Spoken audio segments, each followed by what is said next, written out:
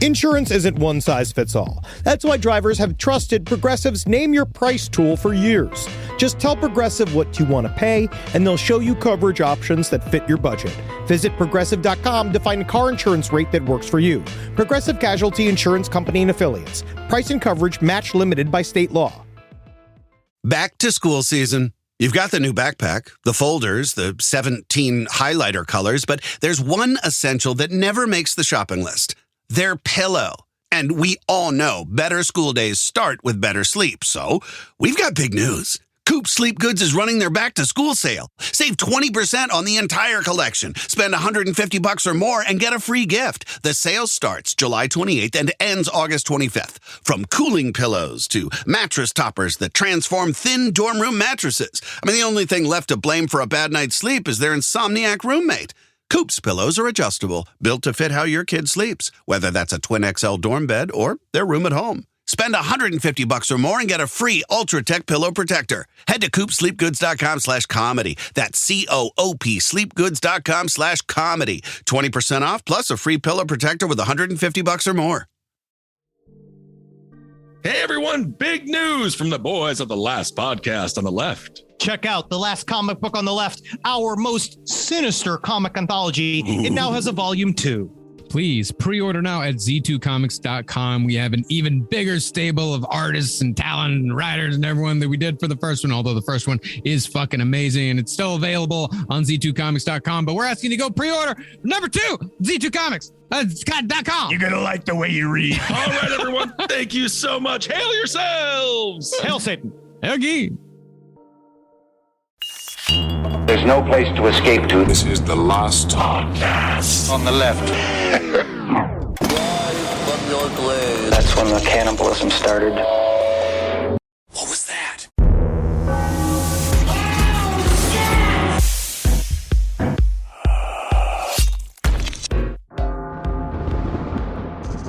Lo, 'tis a gala night within the lonesome latter years. An angel throng bewinged, bedight, in veils and drowned in tears, sit in a theater to see a play of hopes and fears. Oh, man. While the orchestra breathes fitfully the music of the spheres. Welcome to the last podcast on the left, everyone. I am Ben, hanging out with Henry and hanging out with Marcus for the 500th time. Yeah, dude. Oh my God, we've hung out so many more times than 500. Oh God. Yeah, dude. I know. It's technically it's probably like episode 615 if you got all the side stories, but you can really feel the 500 on this one. Yeah. Episode 500. It's been a wonderful journey, and I'm happy to have shared it with both of you, and of course with this fantastic audience. And to open 500 up, Kissel, do you think that if Snoop Dogg was around during this time period that he would have called himself the Bitch Finder General? Whoa! Come on, have fun today. Come on. Folks, what are we talking about? The Salem Witch Trials! It's finally here! Yeah. It has begun. Now, while the Salem Witch Trials were by no means the most lethal in modern history, they certainly are the most famous. In 1692, a large swath of Massachusetts came to believe that a witch infestation orchestrated by the devil himself. It's the devil! Oh, no! They believed that had taken hold in their colony. And again, we might not be the most deadly one. No. Right? You know, America didn't make the most deadly one. We didn't kill witches by the hundreds like they did in Europe, but we did it with style. Yeah, absolutely. And of course, if the devil's going to go anywhere, it'll be Massachusetts. Oh, man. Don't tell that to the people that own Dunkin' Donuts. No. Yeah. Donkeys. Are you going to say the people of Georgia? Oh, yeah. No, that's right. Oh, yeah. No, the devil went down to Georgia for because vacation. He was living in Massachusetts. And also the tax write-off for the film industry. Fantastic. Well, in the resulting fear and paranoia, 172 people would be accused of being in league with Satan. Satan. Of that number, 5 would die in jail awaiting trial or execution. 1 would be slowly crushed under rocks for refusing to participate in the proceedings, and 19 would be executed by hanging. Yeah, man, and it wasn't quick hanging. No, we'll get into that later. It is they did not know what they were doing. They did not test it like they did in England way back when with Jack Ketch and all that. And the big melons. They tie melons and see what the melons did to the rope. I have a weighted blanket. And I'm just wondering if at one point they put one rock on that person and they're like, if you stop now, this is incredible. I could actually rest. This is actually 19 pounds of pressure, and it's easing my anxiety. How heavy is your weighted blanket? It's really heavy, and then I have my dogs. Man, you sleep under like 75 pounds. Yeah, it's cool. Now, one of the things that made the Salem Witch Trials somewhat special was the fact that men and women, rich and poor, devout and disbelieving, were all fair game for the hangman's noose. However, that isn't to say that the majority of victims here were not the usual suspects. Which is literally what they called them. Yeah. Those would be women, weird, off-putting people nobody liked, and citizens who made morally questionable decisions. For the time period. Nowadays, you'd see like, well, you know, like that one woman who purchased the indentured servant and then started fucking him for legal. Well, that ain't right. No, it's correct. It was love. Love is correct. Oh. It's in the context of times and, of course, stuff that we would still consider awful now. It's like, he once beat a handyman to deth. Oh, that's not good. Why'd you point at me? Absolutely. I love my handyman. Of course you do. You can't do anything on your own. I'm completely unable to do anything in the home. But along with that majority were community leaders, wealthy men, and even one reverend. And they all hung from the branch of a tree on, as legend has it, Gallows Hill. Yes, the most metal hill in all of the valley. It's not just a clever name. What's important to remember about witch hunts during this time period, though, is that it took a lot more than one person pointing and screaming, "Witch!" to get the party started with a hunt, or even a single trial. Rather, witch hunts and witch trials didn't take off until the majority of the community agreed that witchcraft was afoot. Yeah, things are fucked up. She's got a big hat. Absolutely. Let's get her fucking ass. Oh, I saw a nipple through her shirt. Well, String her up. I also think this was probably the first time anyone ever wore a boob inspector shirt. Well, it's for the mark of the devil. Absolutely. Well, in Salem, the community at large became convinced, mostly but not solely, due to the riveting performances of 6 girls known as the Afflicted. Yes. They were like all the girls from Euphoria. Yeah. They do very well, and I don't know who they are. Well, for a myriad of reasons that each had their own motivation, the Afflicted testified that they were almost constantly being attacked by the specters of witches simply for evil's sake.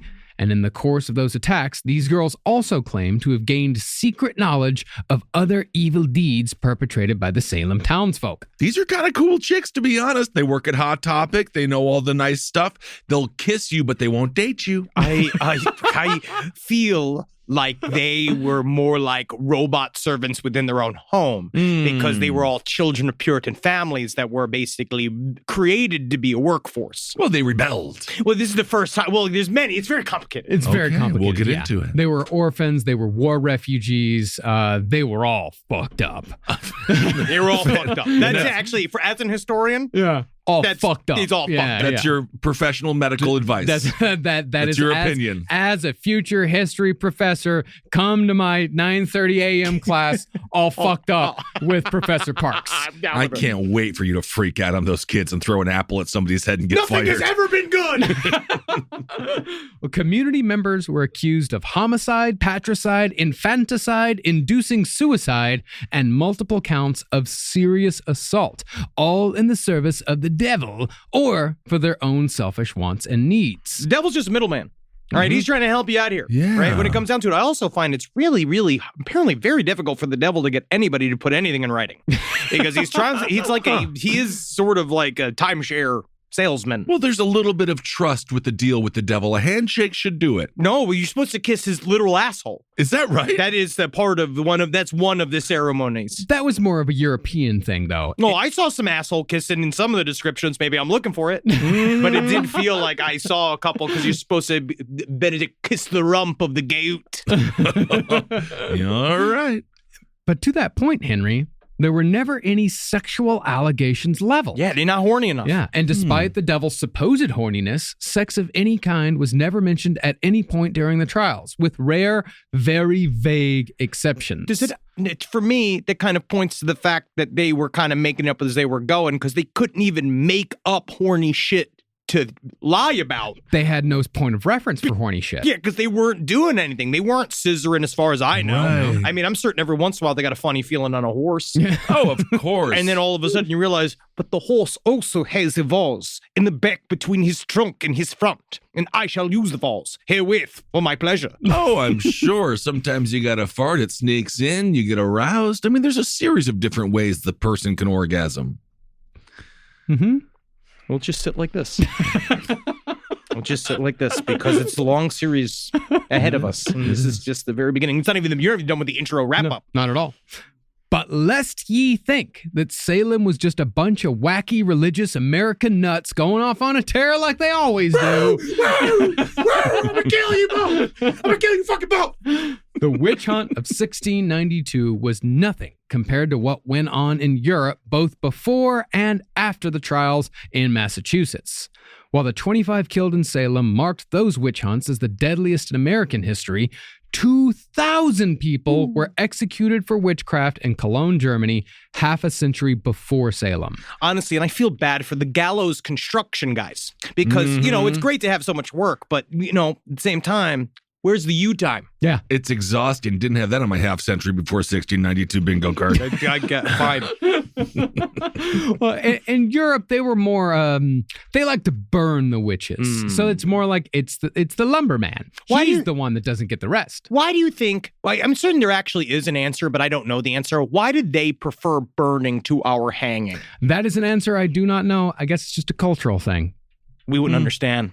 Absolutely. We'll read into that. Maybe for next week, we can have that answer. Yeah, I'd like that. Yeah, once we start getting to the executions in Salem, we'll go through a few witch executions in history and see really what are the differences between the different cultures. I'm excited. Yeah, it's like going to Epcot. Yeah. If you really did believe that they were possessed by the devil, I think burning out the devil would make more sense than hanging, perhaps. Or they double suited it, where it's also real cold. A lot of witch practice and a lot of witch accusations and trials can come around wintertime. There you go. All right. But starting 20 years after Salem, 800 people were executed for witchcraft in Hungary over the course of 4 decades. That is a 40-year-long witch hunt. It sounds more like hangry. Absolutely. That's funny. It is. That is funny. That's funny. I laughed. You got me. If you say something and then say it's funny afterwards, that means that was funny. It's funny. Well, some of those in Hungary were killed by torture, some were killed by being burnt at the stake, and some were drowned during the sink or swim test. You're familiar with that, right, Ben? Of course, if you drown, you're not a witch. But if you survive, you're a witch, and if you drown, you don't. So basically, you're fucked. Yeah. They swim. The mark of Satan is upon them. They must hang. What do you guys want? Drowning, fire, or hanging? Drowning. Drowning? Absolutely. I think I would go with fire because don't you just inhale really fast and then you pass out? You scream a lot. It hurts. You do? Oh, yeah. There's a lot of pain. Your feet are definitely going to be blackened. Mm-hmm. Yeah, it's going to be bad. That's going to be bad. And everyone's watching. Yeah. Where at least when I'm drowning, it's like I'm dying by myself, even though people are watching from the surface. Yeah. And in a way, aren't you back in Mother Earth's womb? I just pretend I was that baby from Nevermind. Go full dick out. I'd piss hard. Yeah, you would. But to give you a scale of how hard and fast the accusations took hold in Salem, there were only 120 people accused of witchcraft in England in the 50-odd years before Salem. And of those, only 17 were executed. By contrast, the Salem Witch Trials would surpass both of those numbers in less than a year. Which is why it truly is how do you put it? It was out of fashion in Europe already, technically, right? Like they had the Hungarian burn down. It's like, but it was. The last witches in England were executed 5 years before this. But he still got but it was still they were with the aristocrats would be like, ugh. You know what I mean? Like if they heard it, be like, oh, you still doing that? Like they do that type of thing. Yeah. But where in America, they kind of got it all done in one go. They were like, okay, this is our turn. We're going to rip this up. Again, capitalism. It's all about bang for your buck. Yep. Well, it seems like the vast majority do not get accused, or if they're accused of being a witch, the vast majority aren't killed. It seems like they couldn't get out of jury duty. You got to figure out how to get out of this. Well, a lot of it is you better be careful where you go when you're invited to anything in 1692, and if you've done anything that makes anybody upset, because a lot of them were like, come meet us at the tavern. Right. You're a fucking witch now. Like, you're like, what? Dang it. Well, the problem with that is that, if you've done anything to anybody, you might get accused of being a witch. But as we'll get into with Salem, everybody had done everything to everyone. So Because it was a small town. Small town. Everyone was pissed off at each other at all times. So the fucking witch accusations got tossed around willy-nilly, but we'll get to that later. Awesome. Now, at the center of pretty much every witch hunt is the idea that Satan is real, working not just in spirit, but in the physical realm as well. In short, Satan was an entity as consequential to everyone's daily lives as the weather. And considering how many people died as a result of this belief, they might as well have been right. But I mean, that's how you make something real. You just transmute it. It's kind of what the internet has done in its own subconscious way, where things start on the internet and then can pop into real life, much like QAnon. Absolutely. The satanic panic. It's back. It's stronger than ever, perhaps. Mm-hmm. The devil, as he was often referred to then, was an all-powerful being who was greatly feared as an enemy of all that was good. While the devil was not blamed for every bad thing that happened, he could be blamed without question, in everything from a stubborn ox to the death of a child. If you believe some theologians, Something like that. Theologians. If you believe some of those fucking morons, right? Spend all day fucking. They You study religion. might as well be an expert in Monopoly. It's the same thing. It's exactly the same. It's quite interesting given human history. It's and how a people, cultural thing. It's very important. Oh, to the I wouldn't culture of- understand. it guides human actions. So, religion's important. The idea of the old God, even the old old Gnostic idea of God, or the original tribe's view of God, of like the idea that it always kind of had a duality to it. And at some point, the Christians understood packaging and creating teams, and that was split at some point, where those that were the sort of the cruel aspects of God became a character known as the devil, whatever you wanted, the serpent, the goat, all that type of shit, as a really good way. Again, Anton LaVey, the devil's kept the church in business for all these years. Yep. It works I suppose great. so. Perhaps the devil is so upset because he can't find shoes. Because you have to think of a hoof and how difficult that would be. Hooves have shoes. Yeah. No, But hooves don't have isn't a shoes. hoof a shoe of its own? Yeah, it No, protects- that's like saying your toenail is a shoe. No, because you put there's a horseshoe that goes on a hoof. He's not a fucking horse, though, is he? He's the devil. But you can put a horseshoe on. A goat shoe. Do they call it a goat shoe? No one puts them on goats. There's no reason for it. Why not? Because you don't ride it and it's not big enough. I would. Let's get back to it. You stopped us. I know. But in addition to the devil being a real presence, tangible magic was also considered to be real in both black and white forms. Black magic, or Maleficium, as it was known, was the province of those who paid allegiance to the devil, the witches of New England. And by the way, witches could not do magic on their own. They merely asked the devil to do magic for them, and then the devil would do magic because mortals were not able to do magic. They made mortals too powerful if you said that mortals could do magic. Well, that's also one of their validation points. That's one of these things where they would start to, how they get a confession out of you, like what they do, what the cops do, where they go like, we're your friends. We can help you out. Yeah. You just come on our side. Or they would use those arguments to say like, you didn't do this. The devil did this. He just used your tits as little guns. And you're like, and then you have to understand, like, so it's the way they viewed it. They're really good at just changing whatever it is they're talking about to make it work for their present circumstance. Manipulation. Well, on the other side of the magic was everyone else, the people who practiced white magic, also known as folk magic. In this, one could summon with common household objects. You could use an egg. You could use hot nails. You could use a Bible and a key. Oh, yeah. I want to use the Bible and the key. Yeah. I mean, fuck all of it. Yeah. I want to make breakfast. As soon as you said eggs, honestly, I'm starving. Yeah. And you can use it for any reason. You could use conjuring to summon lost objects. You can use it to discover suspected marital infidelities. But it was such a part of their life already. Folk magic. We've talked about this when we did the Mormonism series. It comes up again and again. Like it was already such a it's weird because it was baked in. It was a part of their lives. The idea that there were people that could do things. It was a connection to the earth. And then they just decide when it's a crime when they want it to be. Yeah, because everyone practiced folk magic all throughout the Puritan colonies. All of these people practice it to some degree or another. But perhaps the most important function of white magic was battling black magic, which that gives you a sense of how everyday and mundane this sort of thing was and how much magic was somewhat tolerated until things got out of hand. It sounds like if Pokemon was real. This is awesome. This is not mundane at all. Yeah. And also, you got to remember, these people are leading boring lives of drudgery, so it adds spice to everything. But what if Pokemon Go could get you fucking hung? This is the problem. This is where we're at. Yeah, it is kind of fun and exciting. And all of a sudden, you're like, oh, I'm not a witch. Like, oh, shit. Well, it was believed that if someone was using black magic against you, your family, or your farm, that magic could be turned back on the witch by burning, boiling, or otherwise hurting a piece of what had been bewitched. Like a lock of your sick child's hair. If a witch is making your child sick, you cut off some hair and you burn it. Oh, that'll work. Or if a witch has killed your sow, killed your pig, you cut off its ear and you stab the ear over and over and over again. Yeah, dude. That was not my pig. That was my goddamn girlfriend. Fractals, bro. All right? Yeah. You want to fucking talk about some fucking fractals here? I tried a bunch of our samples that we were going to use for fucking the last podcast we did last time. Fractals. Fractals. Okay, fantastic. Did you actually study fractals, or did you just say the word over and over again because it's a fun word to say when you're high? We all are just Fractals. There's my fucking pig.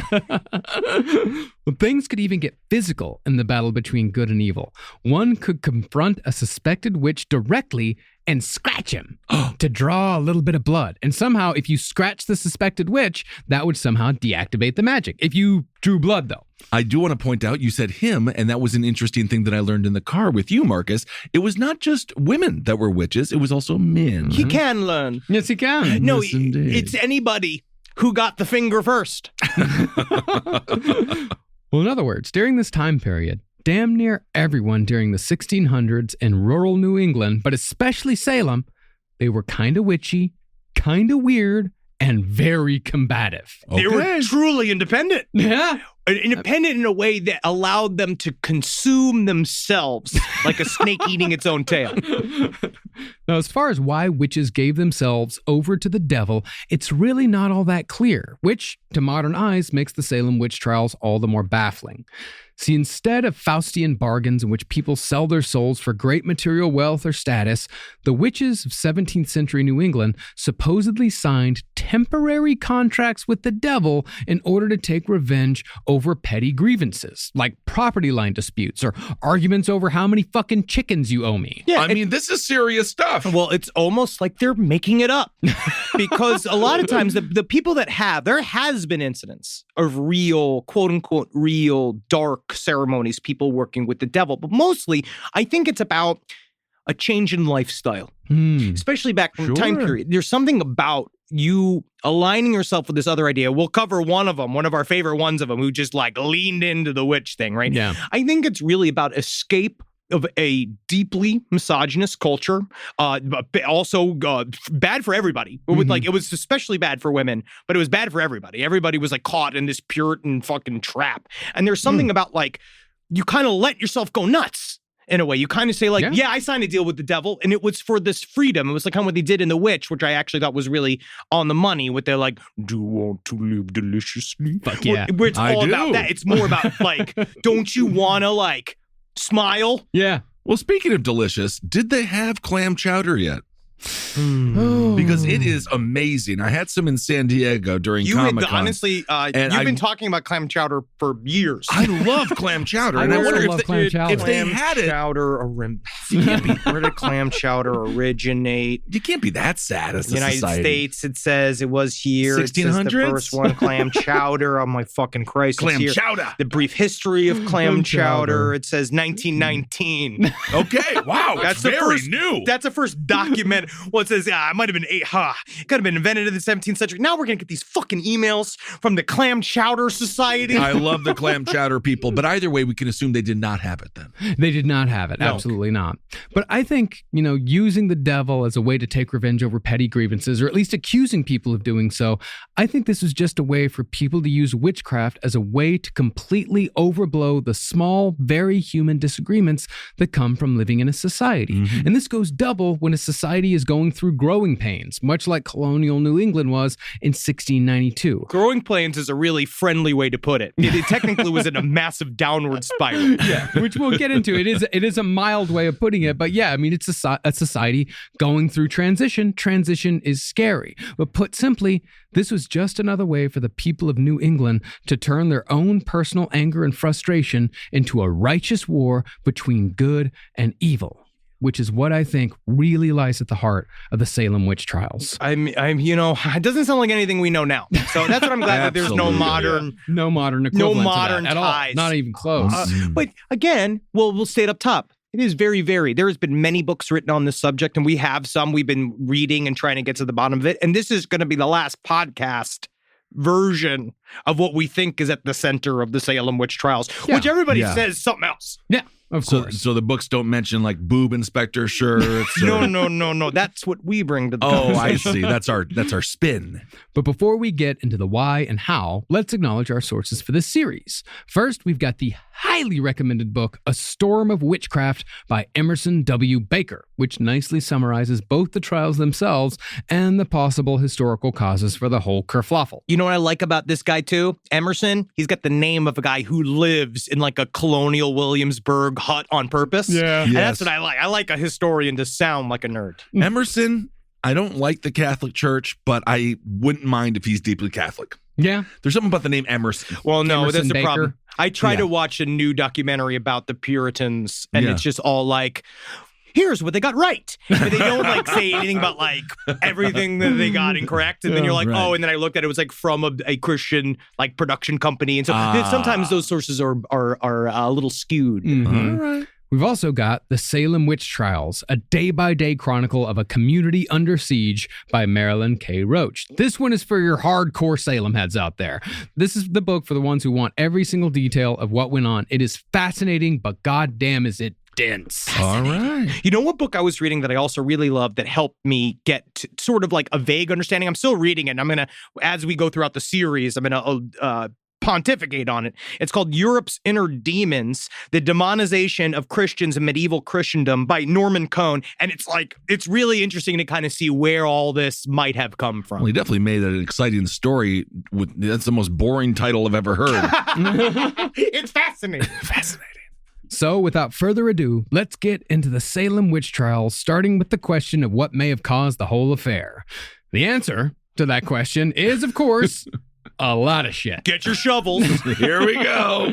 Just like one could not point to one thing to explain the satanic panic of the 80s and 90s, or the modern widespread belief of QAnon's satanic government cabal conspiracy, one cannot blame Salem on a single cause. Rather, it was a myriad of causes, a perfect storm, as it were. George Clooney. Yeah. Nice. Where's he in this? Mark Wahlberg, also in that movie. A boat. Yeah. This has got reasons ranging from something as mundane as bad weather to some of the bloodiest and brutal wars ever fought on these lands. Ooh. But before we get into the real causes, let's go ahead and dispel one of the most famous and groovy myths of the Salem Witch Trials, which, admittedly, we ourselves have been guilty at times of spreading. Well, because it's one of those quick facts that you could just say real quick. That's like, super wrong. Actually, we've all done this. Is it the wheat? Yeah. Is this the wheat? Is that not real? Yeah, it's not real, man. Well, it might be one. There might be tiny bits of it, but tiny. Now, despite how awesome the 2015 classic The Witch made it look, the delusions and craziness that went down in New England in 1692 was not a result of ergot poisoning. Ergot poisoning. It's not the ergot poisoning. It's not the ergot poisoning.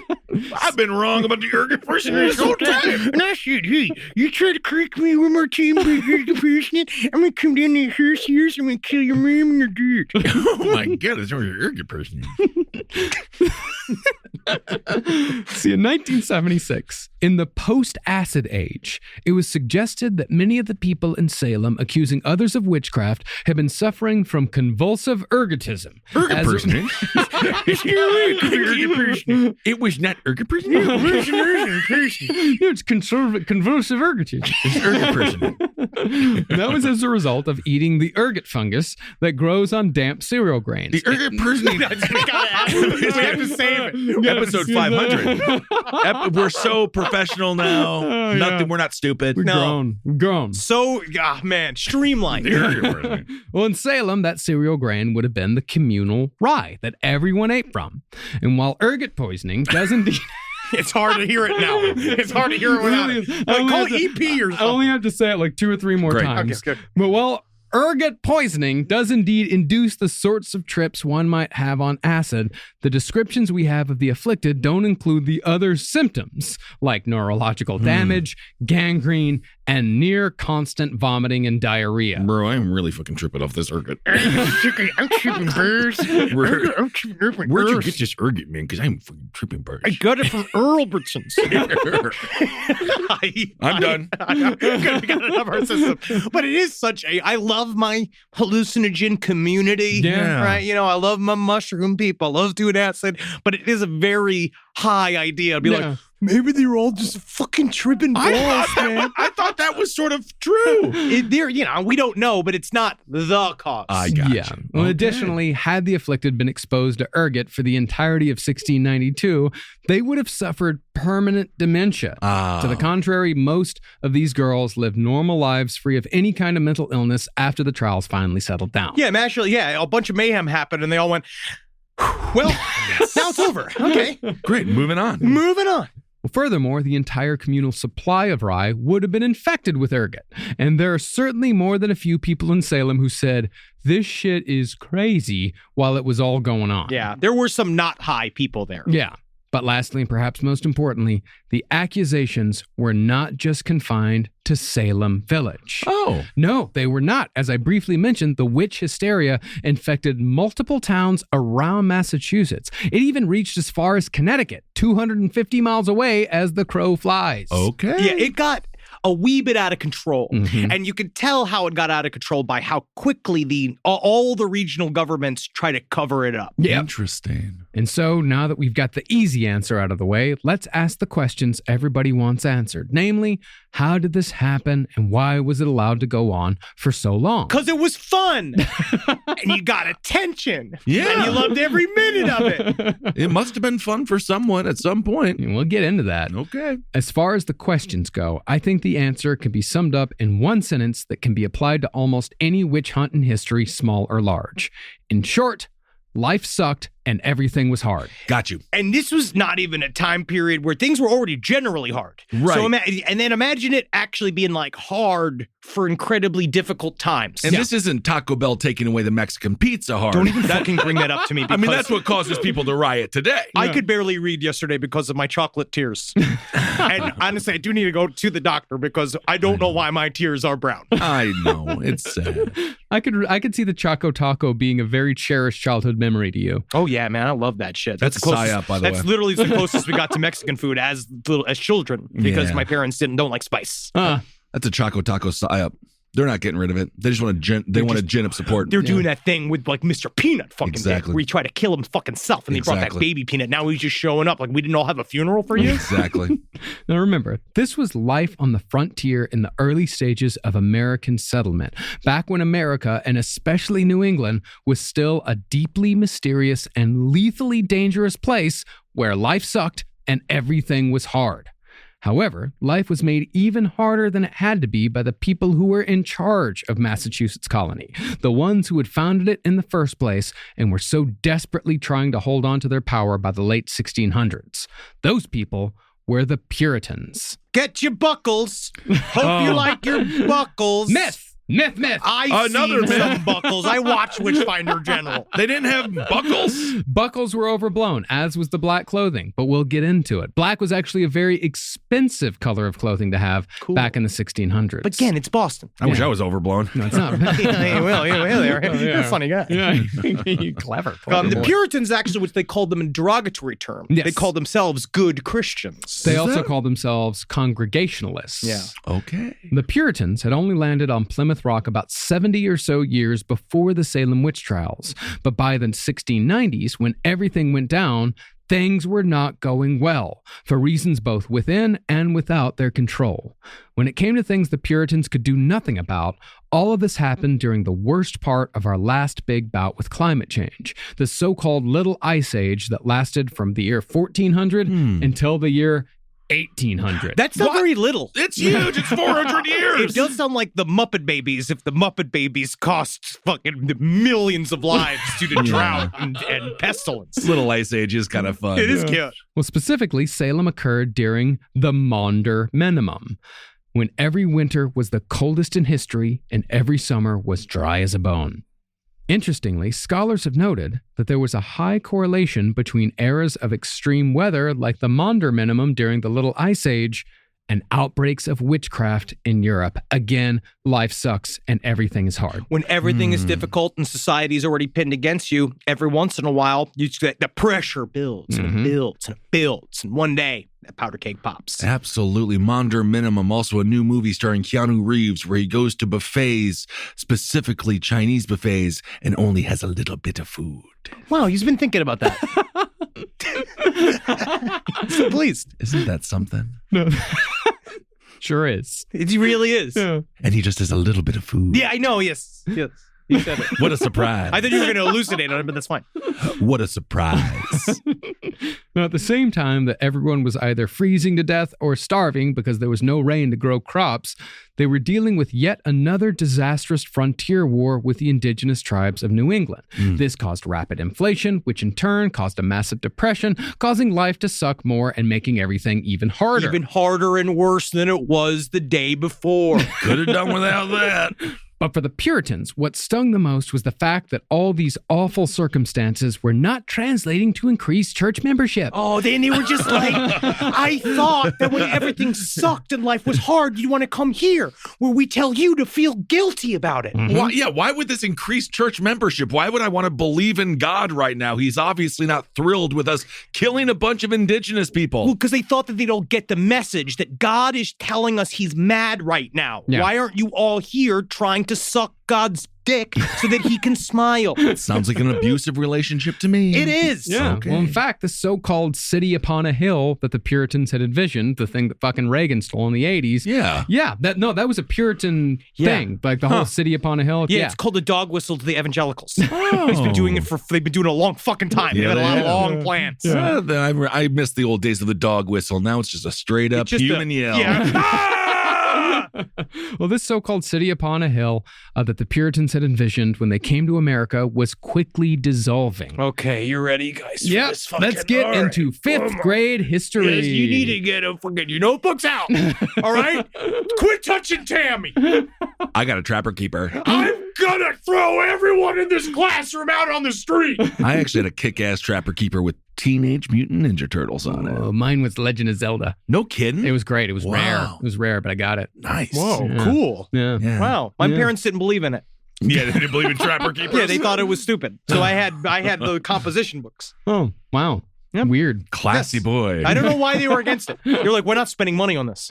It's a trapper keeper. Yeah, they hated it. Okay. Well, the Puritans had fled England in 1620 because they felt the Church of England was being corrupted by outside forces like the Roman Catholic Church. Which is so funny because the Church of England was made so that Henry VIII could divorce his wife. Yeah. And then they are all saying it wasn't pure enough. Like, yeah. Like, yes.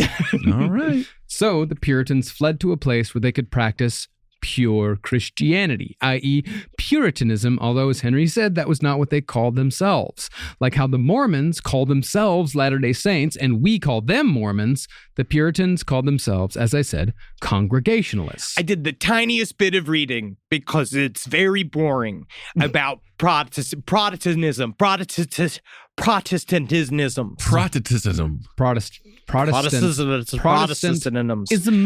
But the idea that they got mad because the Catholic Church has a pope, right? And then so the idea is that there's a dude that says he's the liaison between us and God. And the Protestants, they said that we actually are the ones who have access to God because we believe in it. But the Puritans, that wasn't even enough for them. No. They needed to go even what we now call fundamentalism, which is even more of a stripped down version of what they believed, which is just this, they needed their own little society because, again, they just hated seeing a woman's butt outline. Oh my goodness. Yeah, I mean, like the early Mormons, Puritans seemed to sort of piss off and put out pretty much everyone they came into contact with. So they founded their equivalent of Utah, far away from everyone else, in Massachusetts Bay. One of the worst places in the world. I know people like it.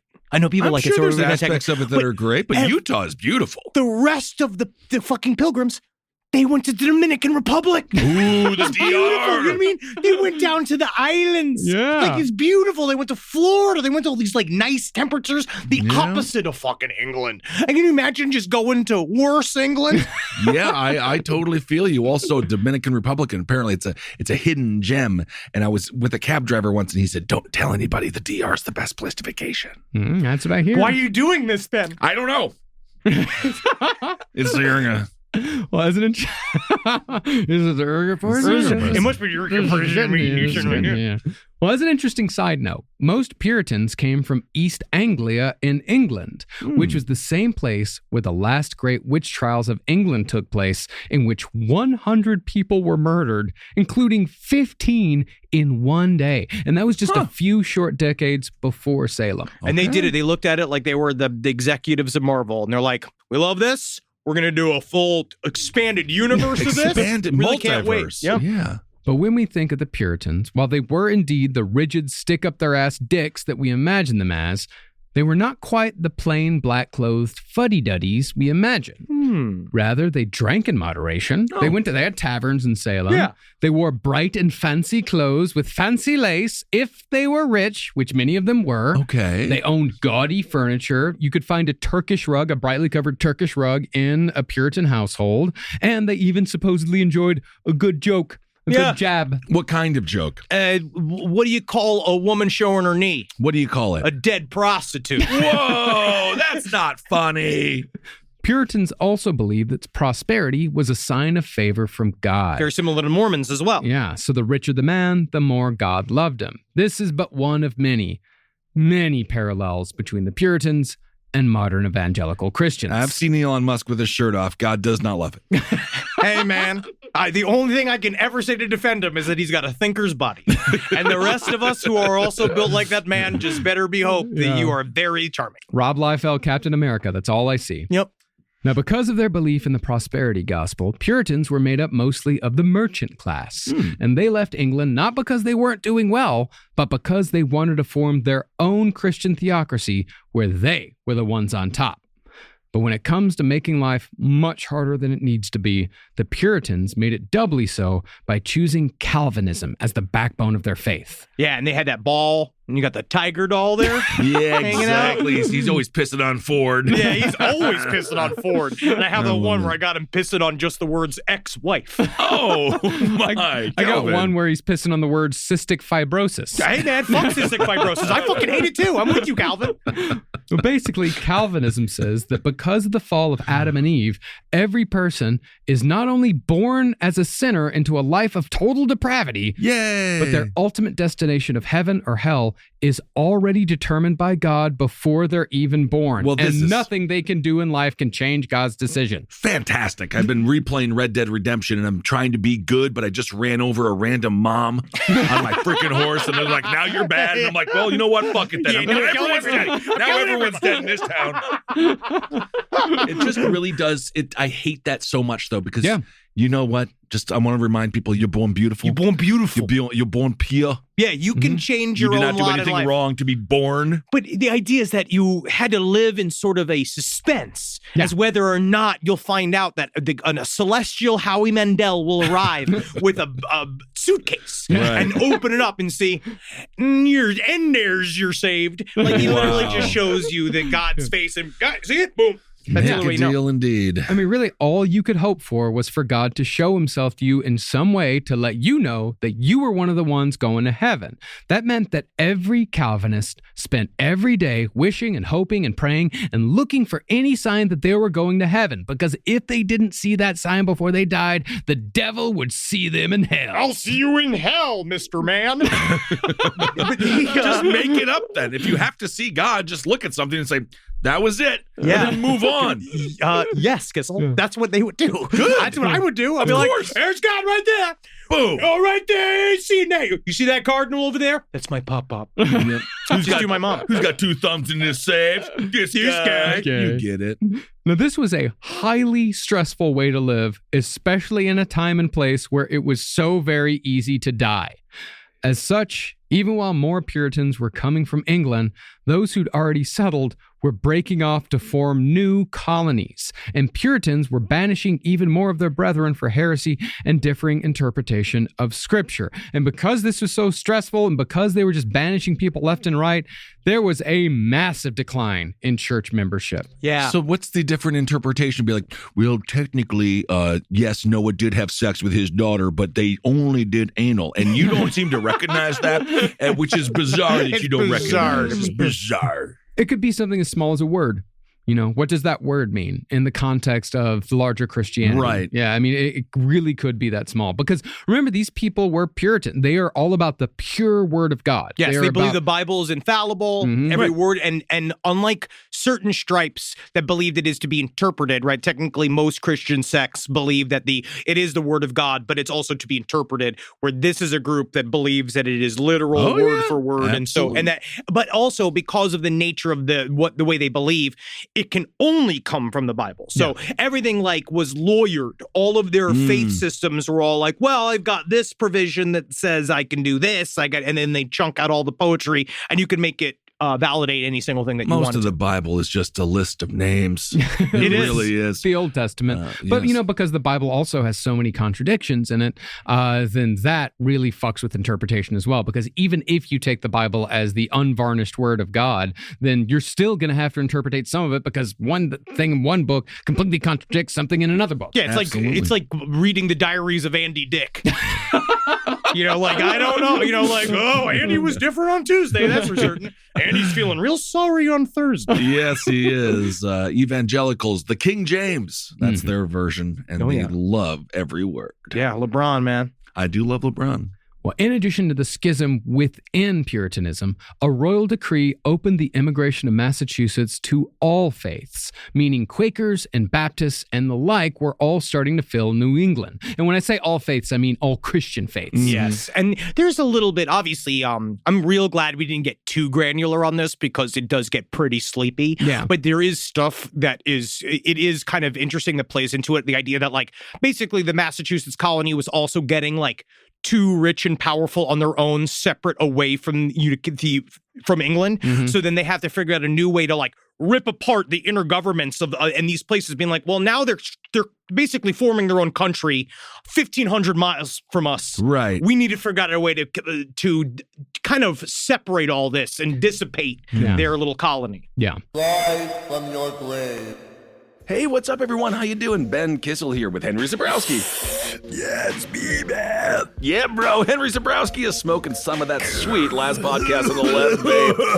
So go out there and purchase yourself some. I hope you enjoy it. We have sativa, we have indica, and we have a hybrid. And I have to tell you, from my personal experience, they are wonderful. Super tasty live resin. You really get the delicious weedy taste, which is what I like. And 3 different experiences. You go to your local vape store and get it. Absolutely. Thank you all so much for supporting the show. We absolutely love you. Can't wait to see you on the road and get that vape, put it in your brain, and have a good time. And if you want us at your favorite weed store, give them a call and ask for them by name. Absolutely. Last podcast on the left, it's weed. Hail yourselves, everyone. Hail Satan. This podcast is brought to you by Squarespace. Squarespace is an all-in-one website platform that helps you stand out online. Yes, that's right. You don't have to smash your face with a hammer. You can just start a business. It's got everything you need on Squarespace, from securing your domain to building a professional site and showcasing your work all in one place. Let's say you want to show everybody how you can carve your ribs out of your lower abdomen so that you look more like a Ken doll. That's amazing. You can bring your vision to life with AI-powered design or curated templates, plus flexible editing tools that helps you create something that truly reflects your style, especially if you are somebody that is trying to corrupt the young men of America. That's what Squarespace is really going to help you. Squarespace makes it easy. It makes it easy for you to put all that together, and you just go to Squarespace and do it all. Thanks, Braden. Head to squarespace.com/left for a free trial. And when you're ready to launch, use offer code LEFT to save 10% off your first purchase of a website or domain. Hey there, everybody. Is your cell phone bill too much money? Are you getting that bill and you're like, hey, what is this? I can't believe for what? For 5G? Are you crazy right now? $100? I don't even barely got any bars when I'm just sitting in my living room, okay? You don't have to deal with that anymore. Are you ready for this? $15 a month. That's right, $15 a month on Mint Mobile. Yeah, baby. Get their wireless plan, because they're just sitting there on the T-Mobile 5G network, and it's just $15. Your whole life, you're just paying all this money every month. You're like, why? Where's it going? It's going to these phone companies that are robbing you. So go to Mint Mobile.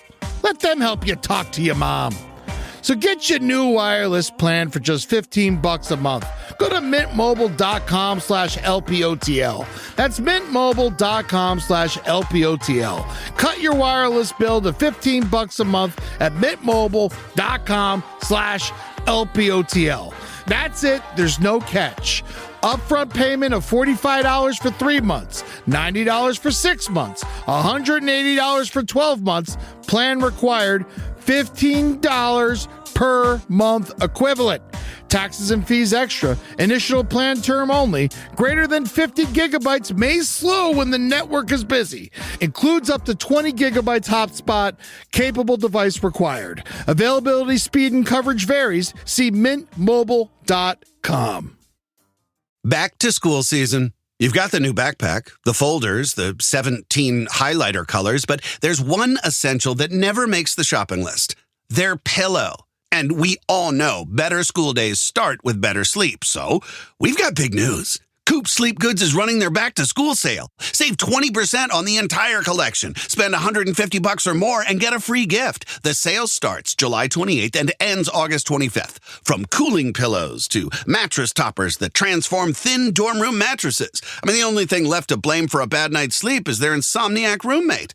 Coop's pillows are adjustable, built to fit how your kid sleeps, whether that's a twin XL dorm bed or their room at home. Spend $150 or more and get a free Ultra Tech pillow protector. Head to coopsleepgoods.com/comedy. That's COOP sleepgoods.com/comedy. 20% off plus a free pillow protector with $150 or more.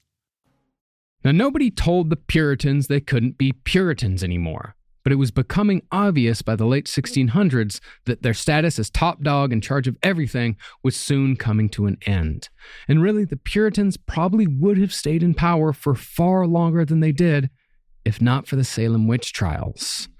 As it is today, with a decline and widespread freakout of evangelical Christians, the tighter the Puritans grasped, the faster everything slipped through their fingers. It's almost like minority rule over a group of people that all like believe like they're like, 75% against what you believe, but you're in charge.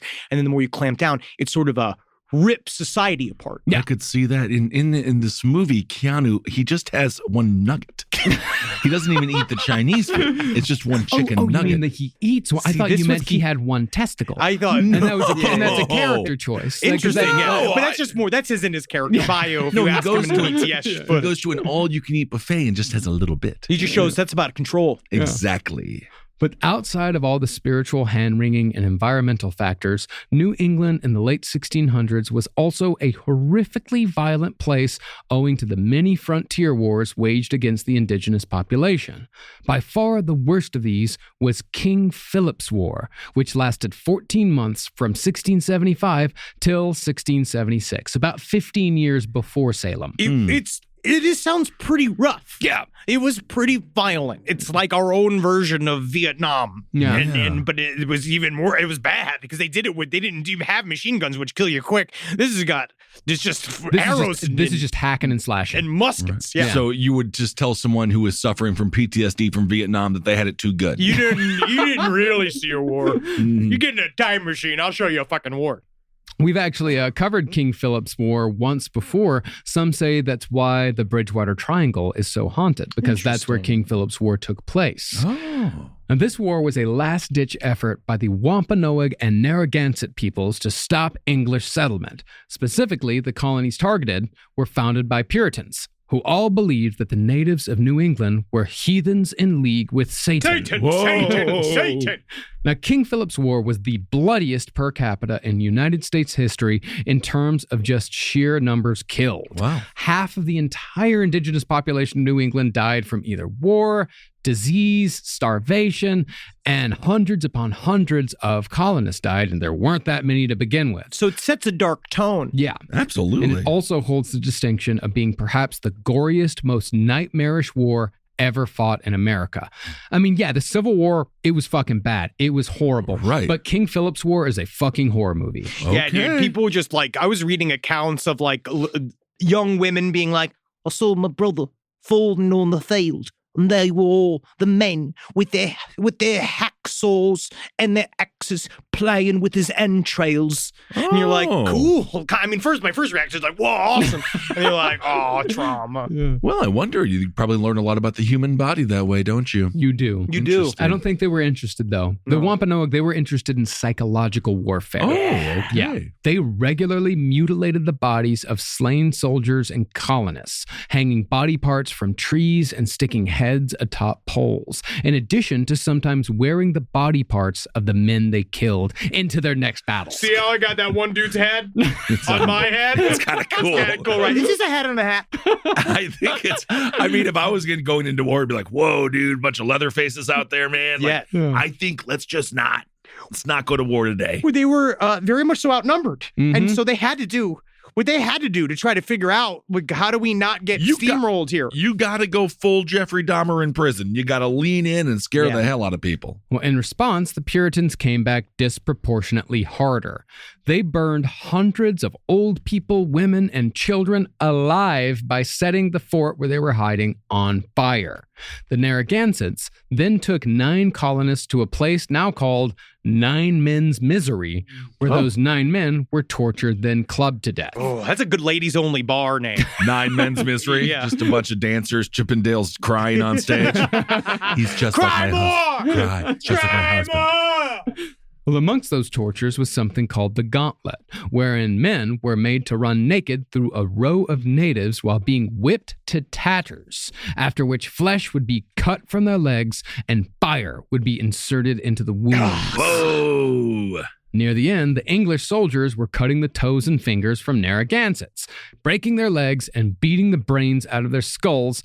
And they did that in response to the further mutilation of bodies and the hanging of even more body parts of the English. And that at this point, the Narragansetts were hanging severed heads from trees by hooks like it was a fucking wax museum. Whoa. And honestly, by the point, you're sitting there and be like, how do we top this? Yeah, All right, exactly. guys, what else we do? I got an idea. We take a tree. You know these Christmas trees these guys like, right? Yeah. We take some guts. We wrap it around the tree. Perverse, evil. I'm just spitting here. Yeah. We make Christmas evil for them. They're scared of Christmas. I mean, it might be the first ornament. Could be. Finally, though, like Pumpkinhead. Yeah. Finally, though, King Philip's War ended when the leader of the tribes, the titular King Philip, was hung, drawn and quartered, and beheaded. For the next 20 years, Philip's head sat on a spike at Plymouth Colony, where it was seen by Puritans every single day. Again, it's a dark fucking place. Yeah. Hey, Philip, you got any gum? Real good stuff there. You got to go? Hey, you got to go? Fantastic. So it was like literally a landmark where take a right by King Philip's Head. Yeah. The house will be on the left. Which for them to all know. It's for them to all Wow. understand, because that was wasn't that during the English Civil War? And that's what, like, Somewhat. It was more about the Narragansetts than it was about the Puritans. It wasn't about this is what we'll do to you if you fuck up. This is about like this is what we'll do to you if you attack us again. Leave us the fuck alone. 20 years though, is it just a skull at the end, or there's still some meat on that bone? Yeah, it's probably skull. It might be naturally, it might be kind of naturally preserved by the atmosphere, but it's probably just at skull. that time. No, because Massachusetts get real humid, so that flesh that's is going to just a slide skull. right off. Yeah, it's just a skull at that That's point. cool though. Yeah. Kinda. Yeah. Now, to the Puritans, these bloody, costly, and destructive wars were proof that the Christian man in America was in spiritual decline. Yes. And along with the bad weather, it all signaled that God's wrath was coming home to roost, along with the devil's mischief. Yes, he's coming with his short shorts. Oh, chocolate-covered pretzels. Two naughty treats wrapped into one. The devilish delight. I love it when there's salted pretzels, salt and chocolate. So technically, by this logic, God only reigns in Florida. Yeah. Yes. Because it's just beautiful weather, but I've been there. Yeah. It's not in God. It is the opposite of God's country. Hurricanes. Oh, that's very true. Mhm. Yeah. Okay, Yeah, never God's mind. going to get you. No matter where you go, God's going to get you. Yay! Well, the last straw, it seemed, was the establishment of the Dominion of England, which brought New England back under British rule and threatened the Puritan dominance in the New World. You were like, fuck you, dude. Yeah. They were just like, all right, fuck it. Because they were started making their own country. I deal with this. I was trying to play Crusader Kings 3. Yeah, And it's that's a the thing. difficult game. It's very complicated. But these guys all start you started the place, right? And all these guys have the nerve to try to take over their own place. Now that they're there doing all the work, cultivating all the fields, building all the cities, digging all the roads, blah, blah, blah, blah, blah. These are my cities. That's what my I tell roads. every single war vet, again, who's out there asking for change because they have PTSD. I'm like, I played Call of Duty. Hey, and I'm not out think there. about me. Think about me. I'm fine. Why aren't you fine? Well, the Dominion was only the latest in a long string of governmental changes because since its founding, Massachusetts had switched between being an independent and a royal colony several times in just a few decades. And each time it flipped, tax laws, property laws, and religious laws changed, i.e. life sucks and everything is hard. Things were in total chaos. And things were unpredictable. Mhm. But the one law that stayed the same throughout, no matter if the colony was English or independent, was thus. If any man or woman be a witch that is hath or consulteth with a familiar spirit, they shall be put to death. That's the only law That's the stuck? only constant. The most abstract, bizarre law that's ever been written down? Yes. I'm sure there were a couple of others, but that's the standout. Okay. Now, what's interesting about this colonial history is that one of the largest groups of accusers in Salem originally either hailed from Maine or had close family who had lived in Maine. This was important because in 1689, about 2 or 3 years before Salem, 3 years before Salem actually, King Philip's War had a bit of a redo. I call it a remix. Yes. Is it a prequel? Mhm. When the Wabanaki tribe laid waste to most of Maine's Puritan settlements, capturing or killing 300 colonists and reducing pretty much every settlement to ash. Yeah. War, what is it good for? That's right. The economy. Yes, that's right. Those who escaped ended up in Massachusetts, with many settling in or around Salem, seemingly chased out of their land, but by what they were told were minions of the devil. And also very fucking crazy PTSD on top of that. You've got this insane PTSD seeing people murdered and all kind of like, I'm just brutally fucking murdered. Your home is burnt to the ground, and also the devil is real. The devil is real. Every single spirit is real. Every single place you go into the woods. At night, there's no lights. It's pure black of night every time you go outside of your house. And the winters are horrible. The summers are even worse. There's a lot going on. Yeah. There is a lot of misery, it sounds like. Now, the insane trauma of King Philip's War was still very much in living memory. It was only 15 years before. Right. And when you combine that with the current trauma of another frontier war, you had a lot of people with PTSD who believed that these wars were happening because God was pissed they didn't go to church enough. Do you remember the Black Plague? They tried to do that too. They said that. That's a great idea. Yeah. It keeps coming up. You want to get everyone together, screaming in a tight room. It's always remember, like, yes, it's basically just saying, like, I know I know the ocean has taken Florida back, but you got to stay on the Patreon. Listen, I know things are okay, but honestly, we got stickers coming out. Yep, absolutely. Well, furthermore, the native population had formed alliances with the much-hated French. The French? The French, yeah. Were they always hated? The English always hated them. Well, it's because they had was the war, the Red Roses. Many wars. So many Yeah. wars between England and France. Why so they just many. fucking not? They're just right there. You know, because the English are there, right there, and the French are right just there. Fucking be chill as hell. I don't know, man. I think it's genetic because the French still look at me and they just instinctively hate me. I don't know what it is. I think it was because you were going through a glam phase when you met most of the French people you knew. But what does that have to do with it? Yeah, the French don't mind glam. Yeah, the French would love glam. You were too sexual for them. You thought that you were too sexual to be an American. No, the French are all about love. Yeah. They were jealous. And then when I talk to them and a Texas accent comes out, it confuses them and therefore they get angry. Yeah, absolutely. And they got their striped shirts on. They hit you with a fucking baguette. I don't know what happens with French culture. We're about to go. We are. I can't wait. French bread, so good. No. Well, additionally, There it's just bread. No, I know. Like we call it French bread because we sell to fucking huge morons. Bacon. It's Canadian bacon and Canada's bacon. You fucking troll. It's a specific cut of bacon. It's pea meal bacon. Pea meal. That's what it's called. It's called Canadian, please. Well, additionally, the only remaining minister in Maine with unquestioned Puritan credentials was killed in a Wabanaki raid, signaling more than anything else that the devil was winning the war. Man, just lean in, bro. Yeah. Just fucking you get bikinis. They could have gotten bikinis in 1700s. Yeah. Sounds like it was freezing cold. I know. Oh, yeah, I guess in Massachusetts. No, because in Massachusetts you get to Kennebunkport. Yeah, you go down there. Yeah. You go down to Old Harbor. No, that's in Maine. No, that's in Maine. Man, I just know you don't go down that road. Don't go down that road. Mm-hmm. Wow, guys. It took 500 episodes for you guys finally to do racist accents. We did not research the Maine. Don't go down that road now. Yeah, that's Maine. But what was the nice one in New England? That they always at Port. So you got Cape Cod. Cape Cod. I think that's New Hampshire. I don't fucking know. We were not New Englanders. You know what I mean? All I know is I'm just constantly replaying John Cena's theme song in my head throughout this entire series. What is it? Dun, dun, dun, dun. No, it's this is brutal. Dun, dun, dun, dun, dun, dun. Worse, it's John Cena. That's just three on tuneless notes. What does he say? What is his catchphrase? You didn't do that. Hey, I'm not that guy. You can't see me. Can't see me. Oh yeah. Oh, I guess. Peekaboo. Is that it? Dun, dun, dun, dun. Peekaboo. Peekaboo. Everyone's just fucking pulling their car to oncoming traffic. They're writing the reviews. He's the greatest wrestler the to head come of from the Massachusetts. Tribune this is the one moment he's heard of the show. Newspapers are dead. Yeah, good. Good. Yeah, thank God.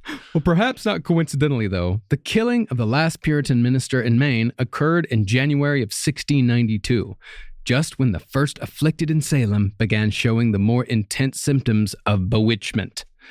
Now, prior to the witch hysteria, Puritan ministers tried strengthening their grip on the colony by enforcing laws against blasphemy, cursing, profane swearing, lying, unlawful gaming, Sabbath breaking, idleness, drunkenness, and uncleanliness. That is Kissel's entire life. I think I was like Marty McFly slowly being erased from that picture. I could just see my entire essence disappearing. But no, it's they thought the best way to do this again is clamp. Let's clamp down on them. Well, I mean, you also got to remember, like with Puritans, like it wasn't necessarily cynical. Like, I mean, these are people who believe that the devil is real. Well, they were truly afraid. They're trying to afraid. Stem the tide of the devil. Real question, what could they do? If they you literally just listed what humans do. Mm-hmm. Yes. What could they do? They could pray. They could go to the tavern and have a beer. So they could have a beer. They could have a beer. Yeah. Like one of the I was reading this one thing. The commerce. Yeah, you know, not to put money into it, but the idea I was reading in this history of the Christians being labeled as cannibals and demon slayers. Like the first guys that kind of got were the guys that like. There was a series of guys that were weavers that revolutionized. This is fascinating. Yeah, weavers. Okay. Anytime you say the word weavers, I'm in it, bro. Settlers of Catan. I don't want to be here. You did this to me, Marcus. I used to be cool. You Tell really me did. more about weaving, please. No, don't blame Settlers of Catan on me. That's Holden. No, I don't play Settlers of Catan because you can't kill. Yeah, that's true. Well, the Puritans were able to enforce these laws, basically legislating morality, because they just overthrown English governor Sir Edmund Andros, who had received the displeasure of the Puritans partly for his failed campaign against the Wabanaki in Maine. Now, after Andros was gone, the Crown instituted a sort of middle ground between sole Puritan sovereignty and sole English rule. Because during Andros's reign, he had welcomed in Quakers, he had welcomed in Baptists, he had actually founded the first Church of England in Boston. So it's not just the Puritans anymore. Sounds like this guy's a real libturd. He was trying to do the thing which works, which is like, let's bring in a varied group of people to help the society. A bunch of different people doing different jobs, from different backgrounds. Yeah. Let's open it up. And it's not that big of a tent. It's still just white Christians. Yes. Bigger tent. Bigger tent than it was. Yes. Now, basically, that the middle ground between sole Puritan sovereignty and sole English rule, basically this meant that Puritans had to live under English law, but they could enforce those laws through Puritan rule, which is sort of how we have freedom of religion in America, but our judicial and legislative branches are currently governed from either the perspective or the strong influence of evangelical Christianity. I certainly hope that everything doesn't fall apart because of it. I mean, we have active people in power wanting to bring theocracy to America. So it happens. It's a constant struggle, is it not? I would say bring theocracy back to America, because the Puritans were very much a theocracy. Before Andros brought in all of this, it was by law that you had to be a Puritan to live in Massachusetts. You had to attend church service. You had to be a Puritan. You couldn't vote if you weren't a Puritan. You couldn't own land if you weren't a Puritan. There was all kinds of shit. I'm talking federal government. I'm talking to federal government. Sounds like except for Well, okay, put it this way. You could be a Quaker in Massachusetts by law in 1692. That was allowed. But your beliefs were not represented in the Puritan government, and you may in fact even be despised by that government, even though the Puritans in charge were quickly fading away into the minority. Do you get aroused if you see a pig wag its tail so you can see its butthole? You might be a Quaker. I see Puritans love a good joke. That's a Puritan joke. That's a Puritan great joke. But concerning the government in Massachusetts, when the witch accusations kicked off, there really wasn't one to speak of outside of the local municipalities who handled their own problems and enforced their own rules. This was because the government in 1692, at least early 1692, it was still in transition to the Middle Ground Charter. In other words, nobody is in charge. People are scared. The devil is real. Life sucks and everything is hard. It keeps building. Yeah. It really does. And the fact that there was no charter, they literally had just gotten rid of all of the laws. So they had to figure it out. There was just kind of some main kind of hangover from the previous administration, the people that were running it, but they had yet to, when all of this started happening, they had yet to start a new constitution for themselves. So they were just fucked. Yeah. It's like halfway through the movie Animal House when their charter is revoked, but they have a great time. But it seems like they didn't have a great time. They had fun with it. Besides some of the light sexual assault that's in the film, they actually had fun in it. Yes. It sounds like it could have been a great time for music. Seems like everything is going horrible. Yeah, dude. But the devil is real. But why didn't someone just pick up a violin and start shredding? Chunky Flute was all over it. Okay. Puritans actually they had singing at church. Yeah. Well, the violin didn't really come to America until you started having Irish immigrants coming over and Eastern European immigrants coming over. And at the same time, that's when the banjo started coming. The banjo was brought by Africans, and then those two listen things. Listen to this guy. You fucking how dare you? Oh, Mr. Violin, you're violin. And those are the two things that combined to form country music. Oh, fantastic! Yeah, I watched Kim Burns' country music. I know these things. I learned this love stuff. that documentary. Oh, yeah. From the simple bump on top of a basket to a long-legged man and all in denim. Country music was the rage across this great nation of ours. And over the next 429 hours, I will describe each button, each tremulous note on a banjo. That country music documentary was 16 hours long. Yes, because it was amazing. I had a chance to interview Ken Burns, and my friend, Yes, you do sound like him a little bit, but because it's the details. Yeah, it is the details. But on the other hand, I will say that documentary didn't go into outlaw country enough. Not enough details on outlaw country. It's because he didn't like cocaine. Yes, and Ken probably didn't. I can't imagine that he related. Yeah, to Waylon and Merle and all that. Very sweet. He's a sweet man. Yes, he is. Well, all of this is to say that life for a devout Massachusetts Puritan in 1692 was a highly anxious existence. And Salem, rural backwater that it was, had the reputation of being even more anxious and even more combative than the rest of Massachusetts. It was a pain-in-the-ass town full of pain-in-the-ass people who all pretty much hated each other. Sitcom! See, in the 1650s and 1660s, Salem became a town more associated with commerce than farming, which caused a rift between town residents and farm residents. Just team up! No. I don't get it. Team up! Nope. Resentments grew, and the founding families became alienated from the newcomers. This is just one of the first schisms that will rip Salem apart. Okay. Yeah, schisms actually really... Schisms happen a lot during this whole time period. It seems like it. Everyone's coming up with new shit. Everyone's trying to figure out what this new era of the world is going to be, this new era of humanity. Things it's after the Enlightenment, it's after all this shit. They're reading Thomas Paine. I don't know what the fuck's going on now. Well, better not make it any fun. Yeah, definitely not. Don't want that. Well, after that, the smaller Salem settlements formed into their own towns, raising their own taxes and hiring their own ministers, which caused even more disputes. That, however, didn't solve anything internally, because disputes in the Salem area occurred on even a level as micro as the local meeting house. See, if you wanted to worship and fellowship in rural colonial Massachusetts, you'd go to the meeting house at the center of each town.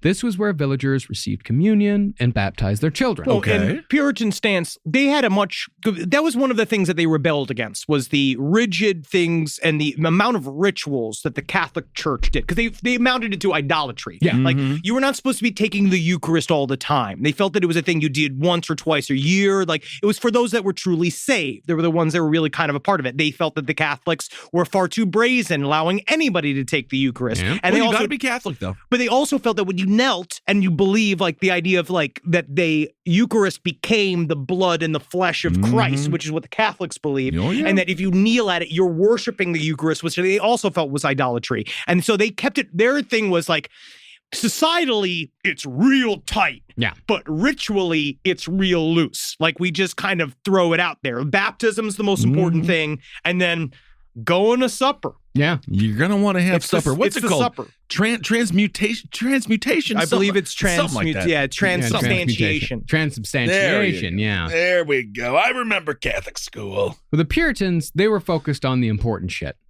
The seating chart.